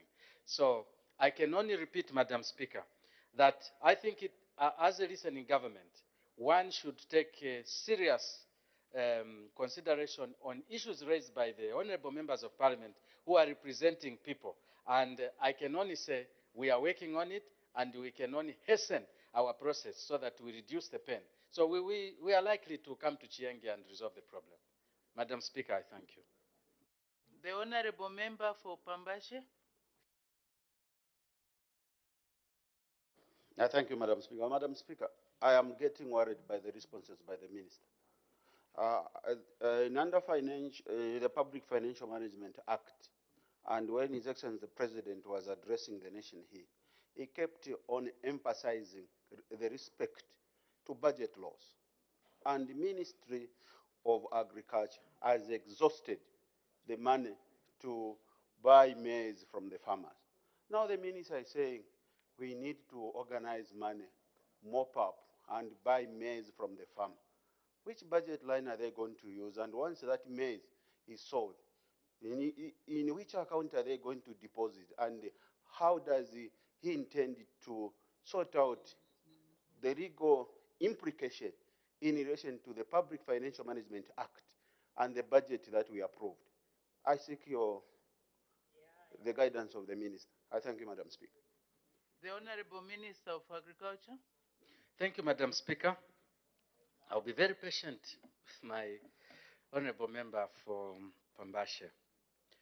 Madam Speaker, if we were not respecting the act and the orders that the honorable member was talking about, we should have already received the maize and then start looking for the money, pushing the treasury. But we avoided that, and that avoidance is what we are discussing here.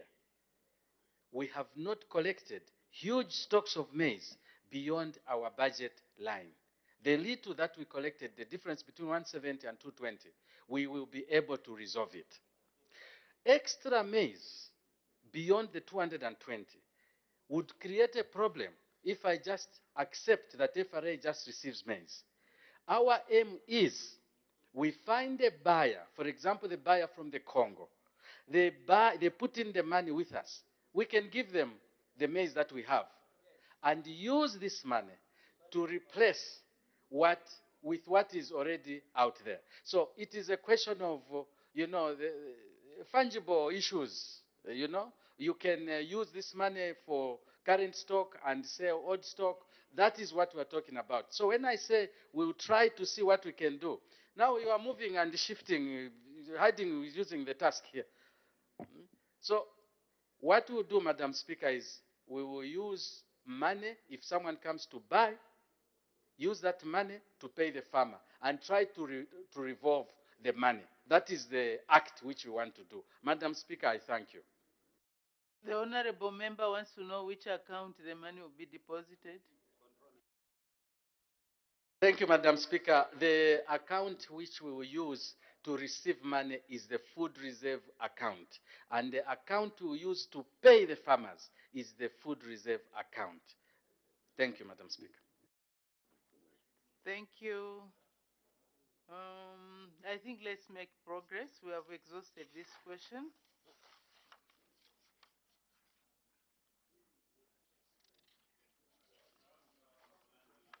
No, let's make progress.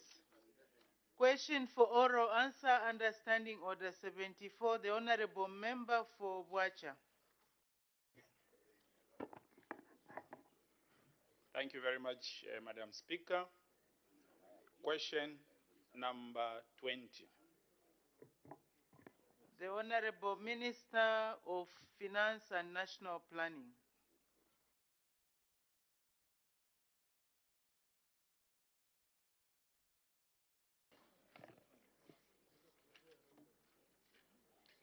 Thank you, Madam Speaker.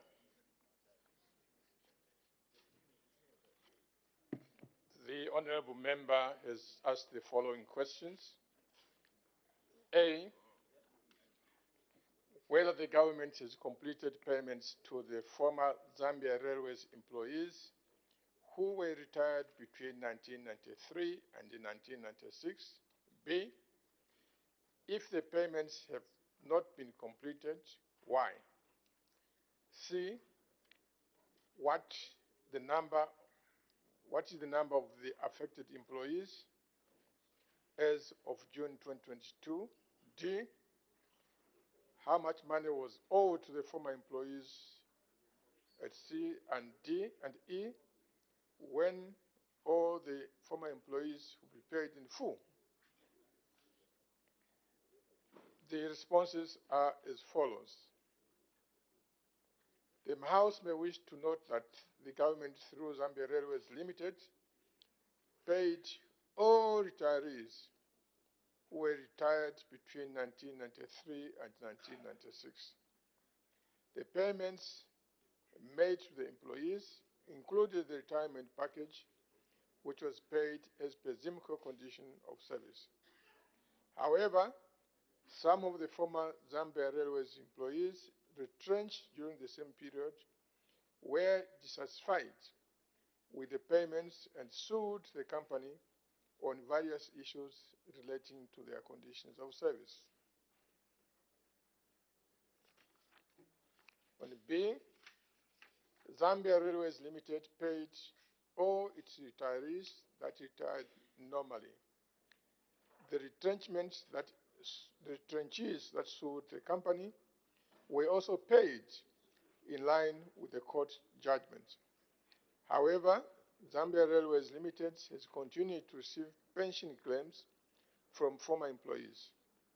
These are being submitted to the Zambia Railways Limited pension scheme. The verification of the veracity of the claims has been a challenge due to missing documentation because of passage of time. Zambia Railways is working together with the claimants for them to avail any documents in their possession to aid the verification process and subsequent payments. Let's see. The total number of employees affected as of June 2022 is 142. At D, the actual amount cannot be determined by Zambia Railways Limited because it requires an actuarial evaluation by the experts, as this relates to those claiming pension contributions. However, the process is underway. Actuaries are being engaged to undertake the evaluation of the Zambia Railways Limited pension scheme.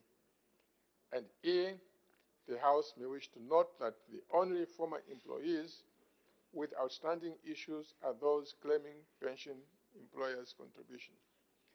This relates to the court. This relates to the court issues, and the company has continued to deal with any specific outstanding claims emanating from court judgments as and when they are brought forward. As the time is 10:40 hours, I suspend business for 20 minutes for a health break. For still being with us on Parliament Television. The House has been suspended for 20 minutes, and at the time business was suspended, the House was considering question 20, which was asked by Mr. Stephen Mushanga, who is Watcher Member of Parliament. This question was directed to the Minister of National Planning and Finance and National Planning, and the Minister was just responding to the question, and when business resumes, he'll continue. Pauline. Yes, and we look at other business that has been considered on the floor of the House so far from the time business started at 9 hours. The House actually had an announcement by the Honorable Madam Speaker on the Research Week that will be observed this coming week, starting on the 21st of September 2022. And the House has also, there was also Her Honor the Vice President's question time.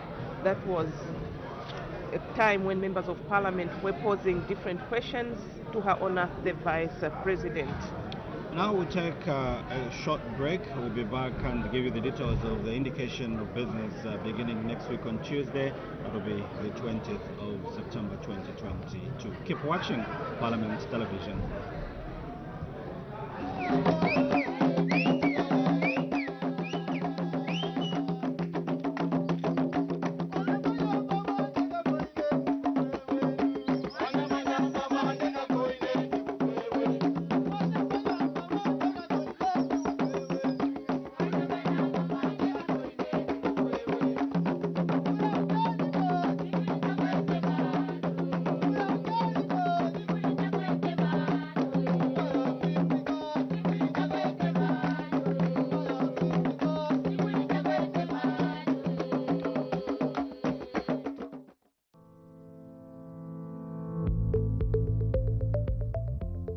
Speaker of the National Assembly of Zambia and patron for the National Assembly Football Club, the Right Honourable Madam Nelly Vutete Kashumba Muti, MP, has congratulated the Zambian women national football team for winning the 2022 Women Council of Southern Africa Football Association's COSAFA Cup.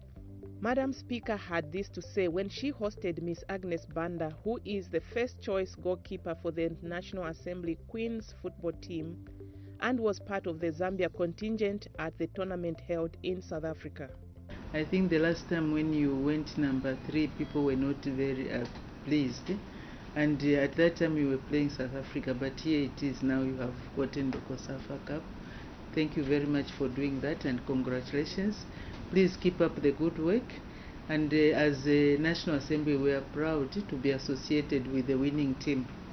And for you working here and associated with playing in the team, in our team, we are really proud of you and would like you to continue pushing, playing football, and in the process inspiring other youths, because we have a lot of youths out there who have nothing to do. They are so desperate.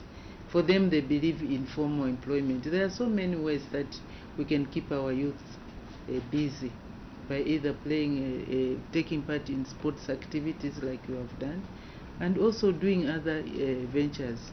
But as a National Assembly of Zambia, we are really proud of you. Please keep it up. Keep up the good work. Madam Speaker also called on the corporate world to partner with the National Assembly in its quest to promote the aspirations of the girl child through sports. We call upon our cooperating partners to assist in this venture, because as National Assembly on our own we will not be able to fulfill the requirements of a national team. But if we work together with our cooperating partners, they will be able to come in and assist where we can't. Madam Speaker urged Ms. Banda and her teammates to stay focused and not to relent. As a National Assembly, again, we are very proud of you. Please keep up the good work. And looking at you, you have got a small body, but to think about you in a goal, it can be risky. You know, the balls come to you with so much power and you have to hold them. But we are really proud of you. Thank you very much. And you know, women football is really gaining momentum.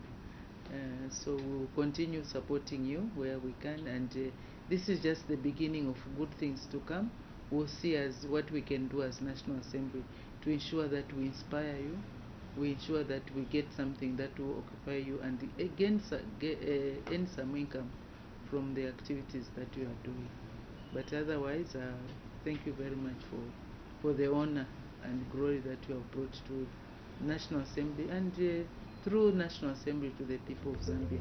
In reaction to the encouragement by Madam Speaker, Ms. Agnes Banda expressed her gratitude to Madam Speaker and management of the National Assembly for the continued support they render to the club. Let me take this opportunity to congratulate you for being the first female speaker. That already in itself is an inspiration to us, the girl child. It proves that it's possible for us girls to achieve and to reach greater heights. And then I want to thank you for this rare opportunity. I know most people would like to be where I'm seated right now, so I have something to brag about. So I'm really grateful for sparing your precious time to meet me here. So thank you for that. And then I just want to thank the whole management of National Assembly. They've been so supportive of me. I've been with National Assembly for over 7 years now. And they've been supportive throughout my journey, like mixing school with football. They've been so supportive. Times of injuries, they've been there. Our coaches, my teammates, they've all been supportive. Even the times that I've been called to the national team, I've been called on several times, but I've been dropped a number of times. But I finally made it this time. So it was like a dream come true for me. So the support that I get from National Assembly is truly great, and it's what has helped me push so that I can finally be part of the team. So for that, I'm really grateful. So I'd like to thank you. That I also pray that you continue supporting us.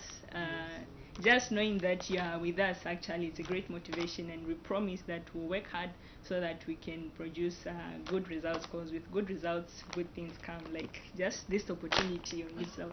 I mean, so thank you, ma'am. We pray that you may continue supporting us, even the whole management of National Assembly, our coaches, technical team.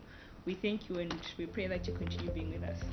And club chairman Mr. Julius Musumali expressed gratitude to the gesture by Madam Speaker as it inspires the girl child. I think with the effort that is being done, we can do more as well when we put our efforts together.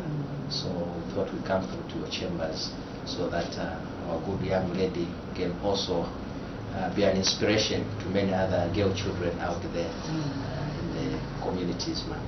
Madam Speaker and the acting clerk of the National Assembly of Zambia, who is also the club trustee, Mr. Roy Nguluve, autographed on the soccer ball. She then presented the soccer ball alongside goalkeeper gloves to Miss Banda as souvenirs.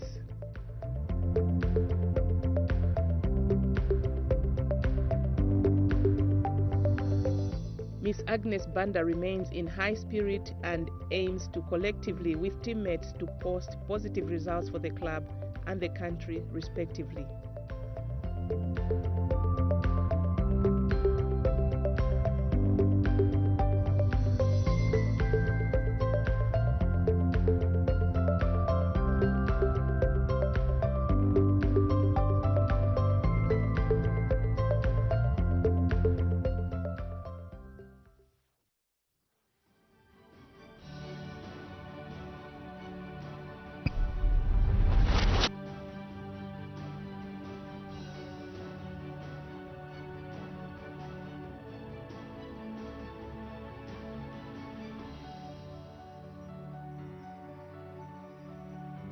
Full names are Peter Simon Piri, Malambo Member of Parliament here in Eastern Province. I'm as well the Eastern Province Minister. Yes. Basically, I was brought up on the Copper Belt in Kitwe. That's where I actually did my grade 1 up to grade 12. My origin, where my parents come from, is Katete, both of them. But I came to settle here. And we're going along very well with our people here in Eastern Province. I'm a businessman. That is my profession. I'm running a business and a lodge in the valley.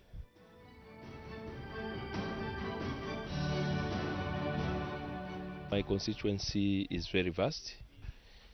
It is situated in the Luangwa GMA, along the Luangwa, where we have a lot of wild animals, and we are facing a lot of challenges with these wild animals in the Eastern Province here. Basically here, our economic activity, the major one is tourism. That is what we depend on because of the South Luangwa National Park, which is around, and also agriculture. And these are the private businesses that are run around here. So most of the people, especially from 2019 to date, we've been badly hit by the COVID pandemic. Most of the lodges were closed, and most of our people lost jobs. And the only activity that we depended on was agriculture.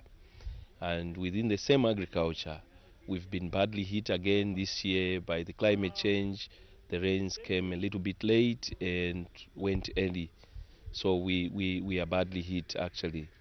But on the tourism part, this time around, slowly it's opening up.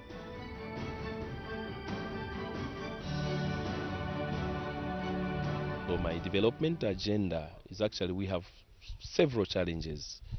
Number one challenge is the water problems. The constituency being vast and the way the people are settled is one big challenge which gives pressure on our government. So nevertheless, we are here to resolve that problem. We need to make sure, actually in the first 2 months when I was elected as Member of Parliament, I managed to lobby for 23 boreholes that we drilled in the constituency, and the people are happy. And I'm not talking about CDF yet, so even this year I've managed to lobby another 20 boreholes that we are going to drill in the constituency. So our development agenda is, come 2025, we shouldn't be talking about these water problems. And we are actually wanting to migrate from those hand pumps. You know, technology has brought more good, especially in terms of the solar pumps. We want to start putting up solar pumps so that people can have running water, safe, clean drinking water. And also, we want to, here we are in the valley, we have a very serious challenge in terms of crossing points. So we are looking forward, with the enhanced CDF that we have, we are looking forward to put up more crossing points in many areas that we have, and work on the roads. We have to link the constituency as it stands. But I still look forward, if this constituency can be delimited, I think it will help, because it's got, in its current state, it's got 15 wards. So it's very difficult to run around, but of course we are managing at the moment to go to every ward. So we're trying to put crossing points and better roads so that we can link the constituency as it stands. Then we also looking at building more schools and more teachers' houses, because the overwhelming of school kids in our schools simply translates that we need more teachers. So we need to put up more teachers' houses, more classroom blocks, and clean, safe drinking water in every learning institution. Those are some of the things that we want to do. And we also want, as a Member of Parliament for Malambo, I also want to see that women participate in the developmental agenda of this constituency, especially participating in businesses empowerment, especially women empowerment. As you may be aware, the country has got a lot of youth, so the enhancement of this CDF has made the people happy, and we want the women and the youth to participate in the empowerment as well. So we're going around the constituency, sensitizing our people, and using the councillors to sensitize them on how best they can apply for the same CDF and get empowerment.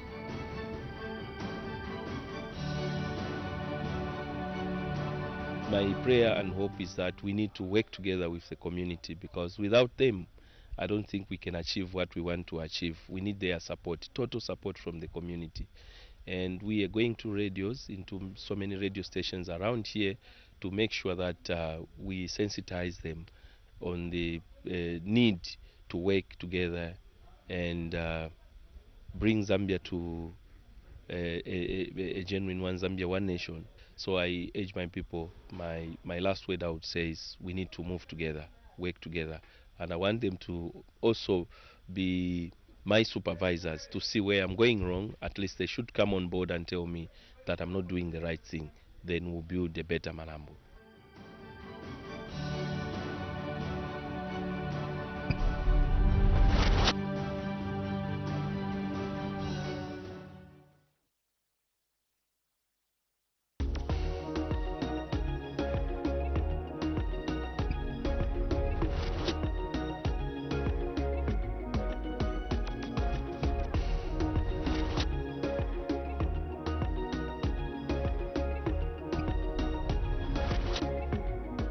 My name is Bang Nyendwa, and I'm here at National Assembly, where I have met the Speaker.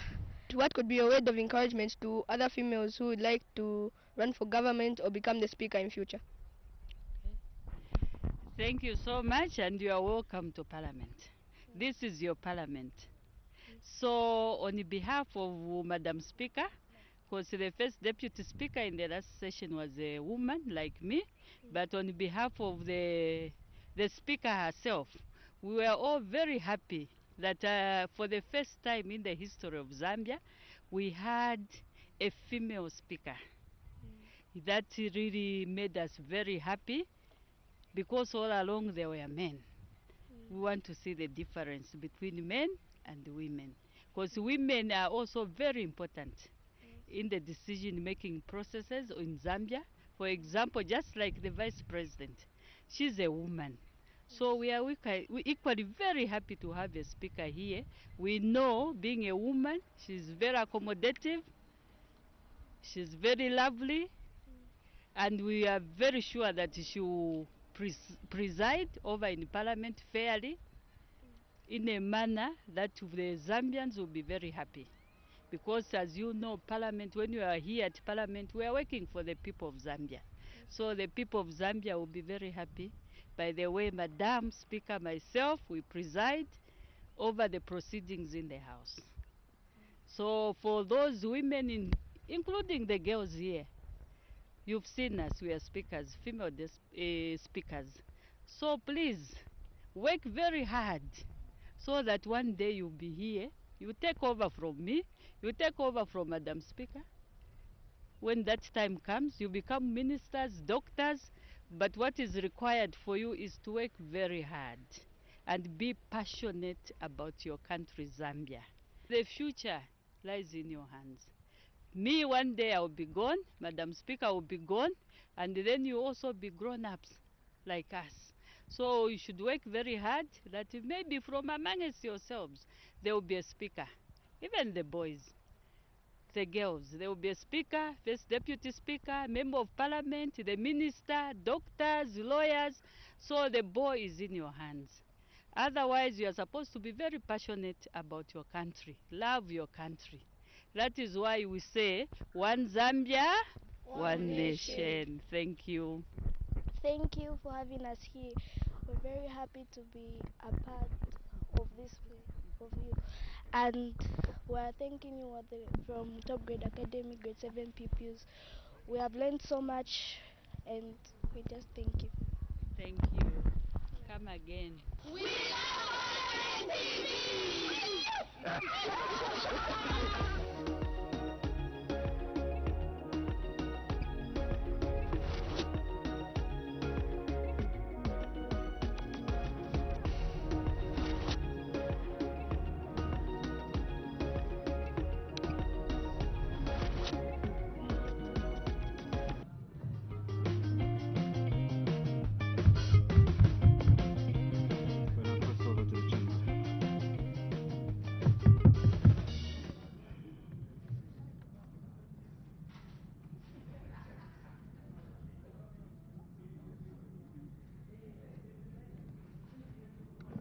Thank you very much for still being with us. Business of the House will resume shortly. We just look at what has been discussed on the floor of the House so far from the time business started.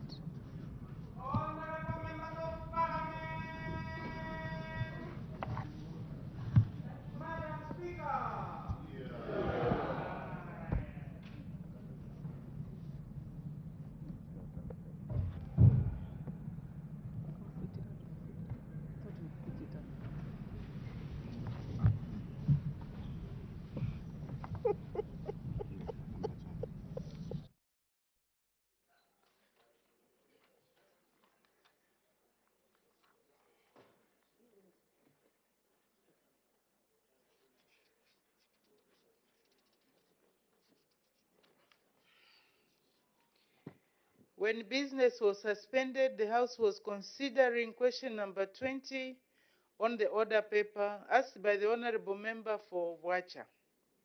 And the Honorable Minister of Finance and National Planning was answering the question. May the Honorable Minister continue. Thank you very much, Madam Speaker. I was really winding down on the last part of the question, which was E, where I was saying that the House may wish to note that the only former employees with outstanding issues are those claiming pension employers' contributions, and that this relates to the court issues, and that the companies continue to deal with specific outstanding claims emanating from court judgments as and when they are brought forward as the claims are being handled on individual basis. Madam Speaker, I wish to thank you. Thank you. Supplementary questions, the Honorable Member for Wacha.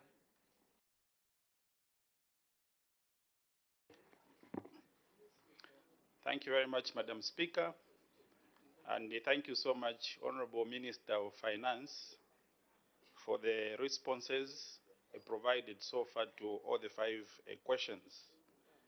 Honorable Finance Minister, you may not be aware, or you are aware that these former Zambia Railways workers dotted around the line of rail from Livingstone, Lusaka, Choma, Mazabuka, Kabwe, and especially on the Copper Belt. They've been to so many offices, Honorable Minister, during the previous administration, and even now, if I'm not mistaken, they've been even to the provincial minister's office, the current one in Central Province. Honorable Minister, my follow-up question is, especially focusing on your response to question 1, where you've stated that all the former Zambia Railways workers have been paid. Why have they continued frequenting Zambia Railways offices? And like I've stated, including other government offices, to claim that they've not been paid their dues, if government has fully settled or has fully paid the former Zambia Railways workers. Just for a Kabwe list, Honorable Minister, Kabwe list, the Minister of Central Province may be aware, and if I'm not mistaken, I think even the Member of Parliament for Kabwe Central, Honorable Piri, she may be aware. Just for Kabwe list, we have more than 120 Zambia Railways former workers. We have continued to frequent these offices that they've not been paid. I don't know, Minister, your response to this question. Thank you very much, Madam Speaker. Thank you. The Honorable Minister of Finance and National Planning. I thank you, Madam Speaker, and I want to thank the Honorable Member for that follow-up question. As I have indicated, our records show that everyone was paid, and those who come are the ones who had specific issues on whether they were correctly paid or not, and I've also indicated that it's up to them to prove those claims, and then those will be processed, because as far as government is concerned, they were all paid. So the ball is really in their court for them to prove their claims. I thank you, Madam Speaker. Thank you. The Honorable Member for Kantanshi.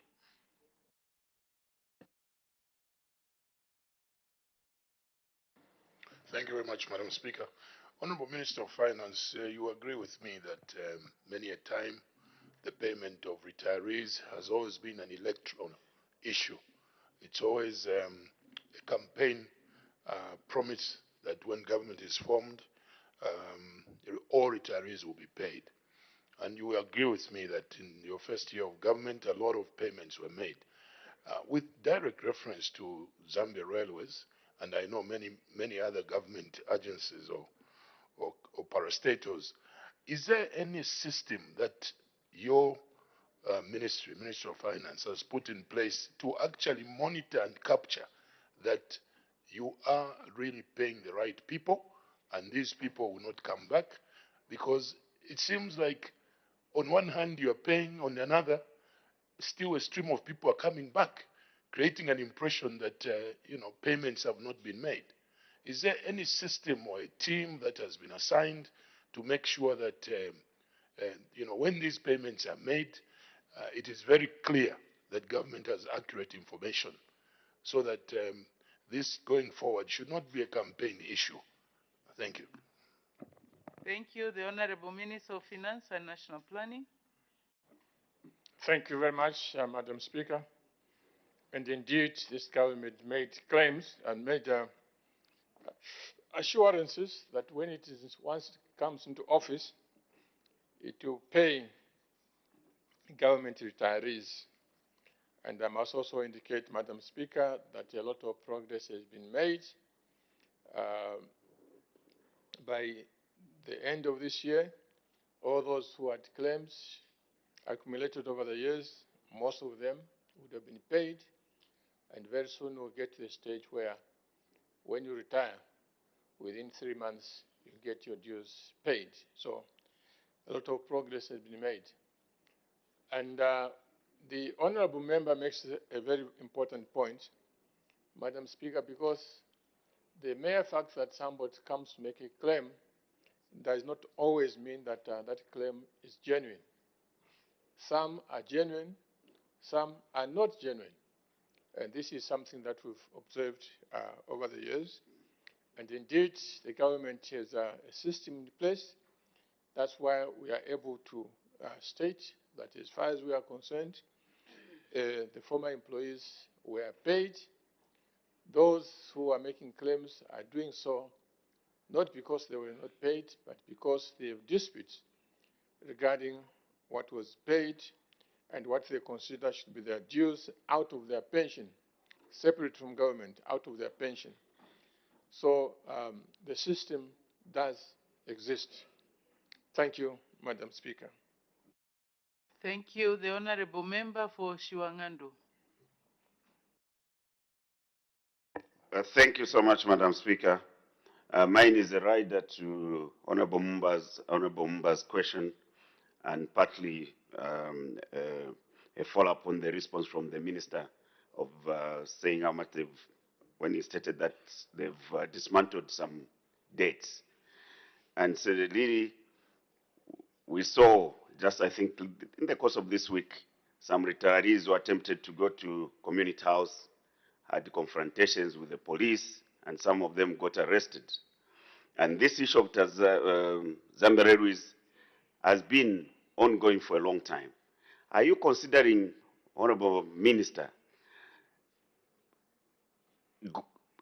conducting a thorough audit, special audit, to ascertain the number of those who are genuinely making claims and those who are merely taking advantage of the situation? Because we had this problem as well when we were in government. And so it has been going on for some time. And like Honorable Mshanga was saying, there are lists that keep flying around in Kawe and many other, and on the Copper Belt, list of former Zambia Railways employees. Would you consider a special audit to put these matters to rest? I thank you, Madam Speaker. Thank you. The Honorable Minister of Finance and National Planning. Thank you, Madam Speaker. Each time payments were made, there is an audit that is made before the payment is done and after the payment has been done. I think colleagues from Ndola will testify that for those who have been paid out of Indeni, no payment was done before the audit was done. Now, I want to repeat, it is up to those who feel that they were not paid. It is up to them to state their claims and prove their claims that they were not paid. It becomes very onerous to put the task on the government offices again to audit. How many times are we going to audit? So really, the ball is in the court of those who feel that they are owed to prove their case. And of course, they are also free to go to courts. They are free to go to anywhere in pursuit of their claims. And if those claims are proved to be true, something will be done.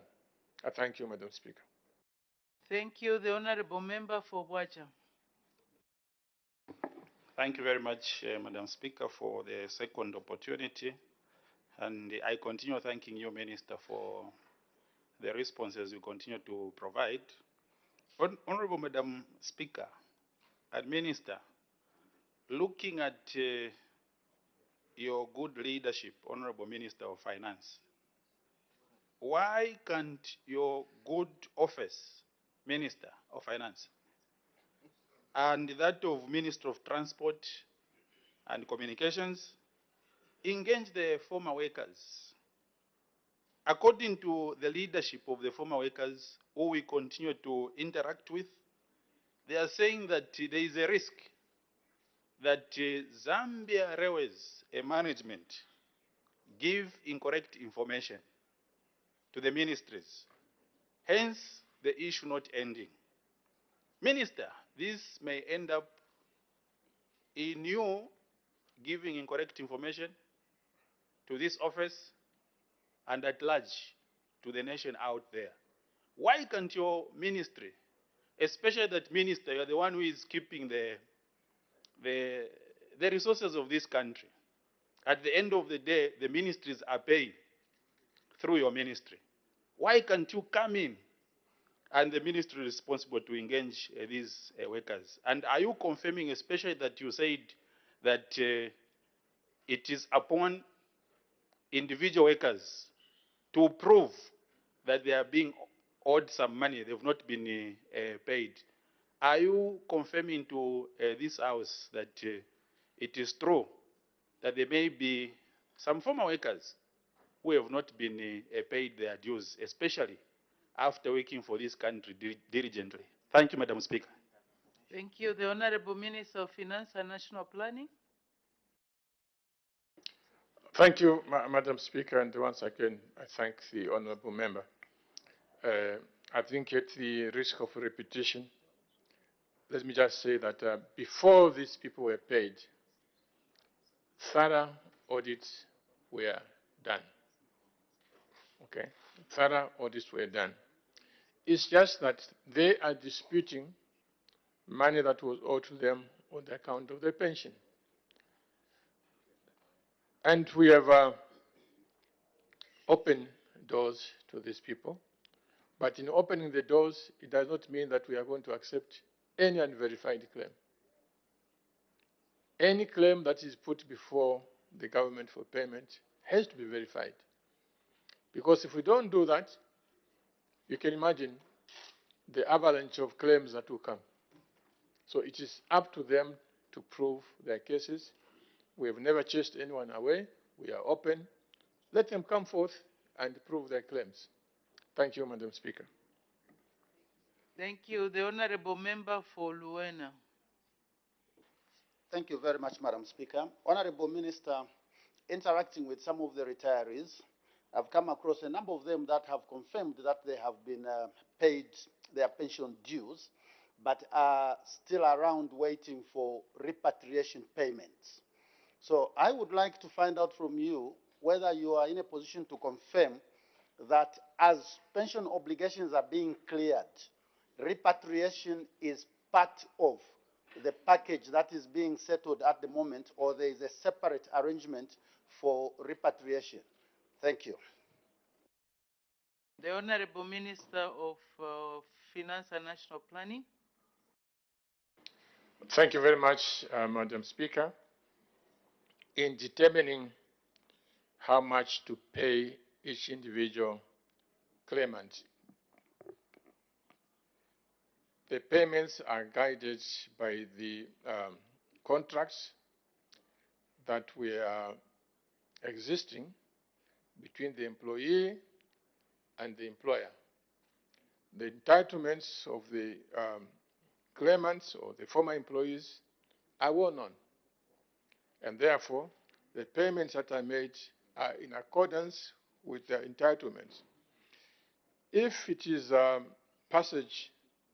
payment for passage that was not paid, I repeat, let them come forth, put their claim, we examine the documents that we have, examine the document that they have, and I'm sure the truth will come out.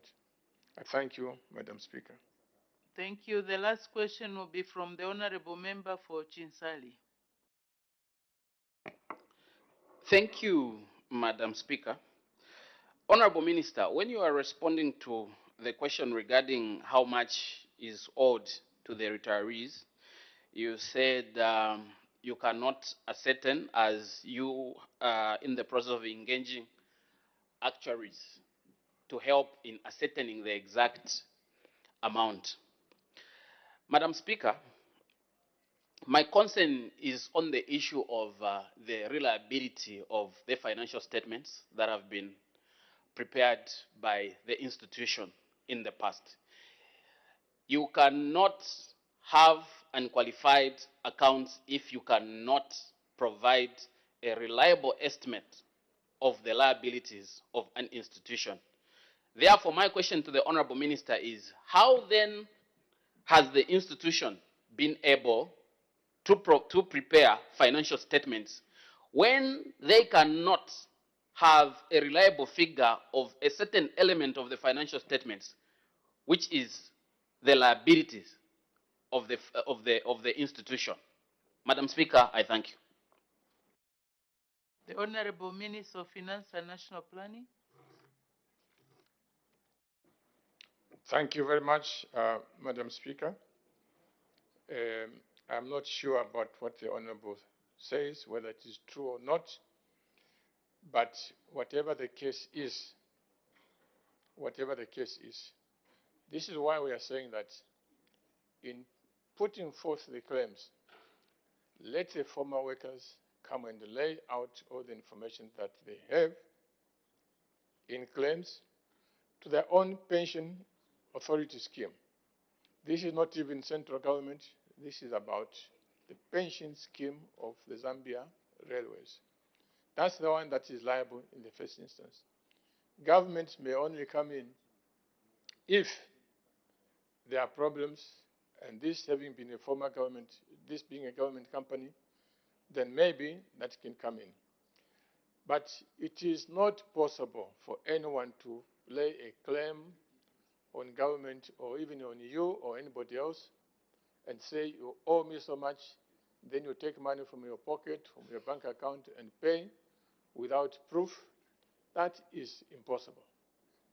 Okay, that is impossible. So for all what we know ourselves, they were paid. If there were standing amounts, let them come forth. Zambia Railways is ready to entertain them. We can also take a look at that. Then if we are found, if their claims happen to be true, then of course they'll be paid. But remember what I said, not everyone who comes to lay a claim does so genuinely. That's why it is important to prove. Otherwise, otherwise it becomes an impossible situation. Madam Speaker, I want to thank you. Thank you. Next question, the Honorable Member for Malole. Thank you very much, Madam Speaker. Question number 21. The Honorable Minister of Local Government and Rural Development.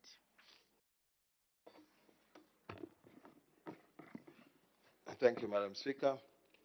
Mr. Kalime, the MP for Malole Parliamentary Constituency, is asking the Minister of Local Government and Rural Development at A, why the construction of Mungwi Modern Market in Mungwi District has stalled, at B, when the project will resume, at C, how much money was paid to the contractor as of February 2022, and at D, what the cost of the outstanding works was.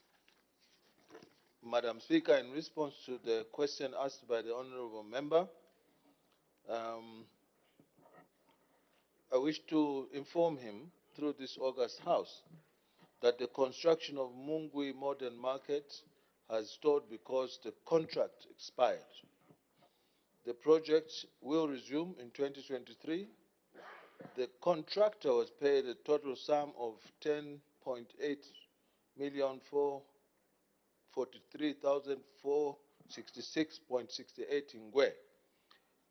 and the value of the outstanding works um, at the contract rate of 2015 stands at 7.1 million. Madam Speaker, thank you.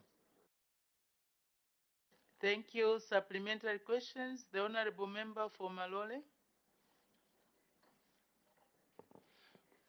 Thank you very much, Madam Speaker. Thank you very much, Minister of Local Government. Minister, as you may be aware, that the structure which the traders are trading is almost temporal and almost collapsing. And most of the time in the rainy season, you'll find that these marketeers are subjected to the rains, and as a result, the trade is affected.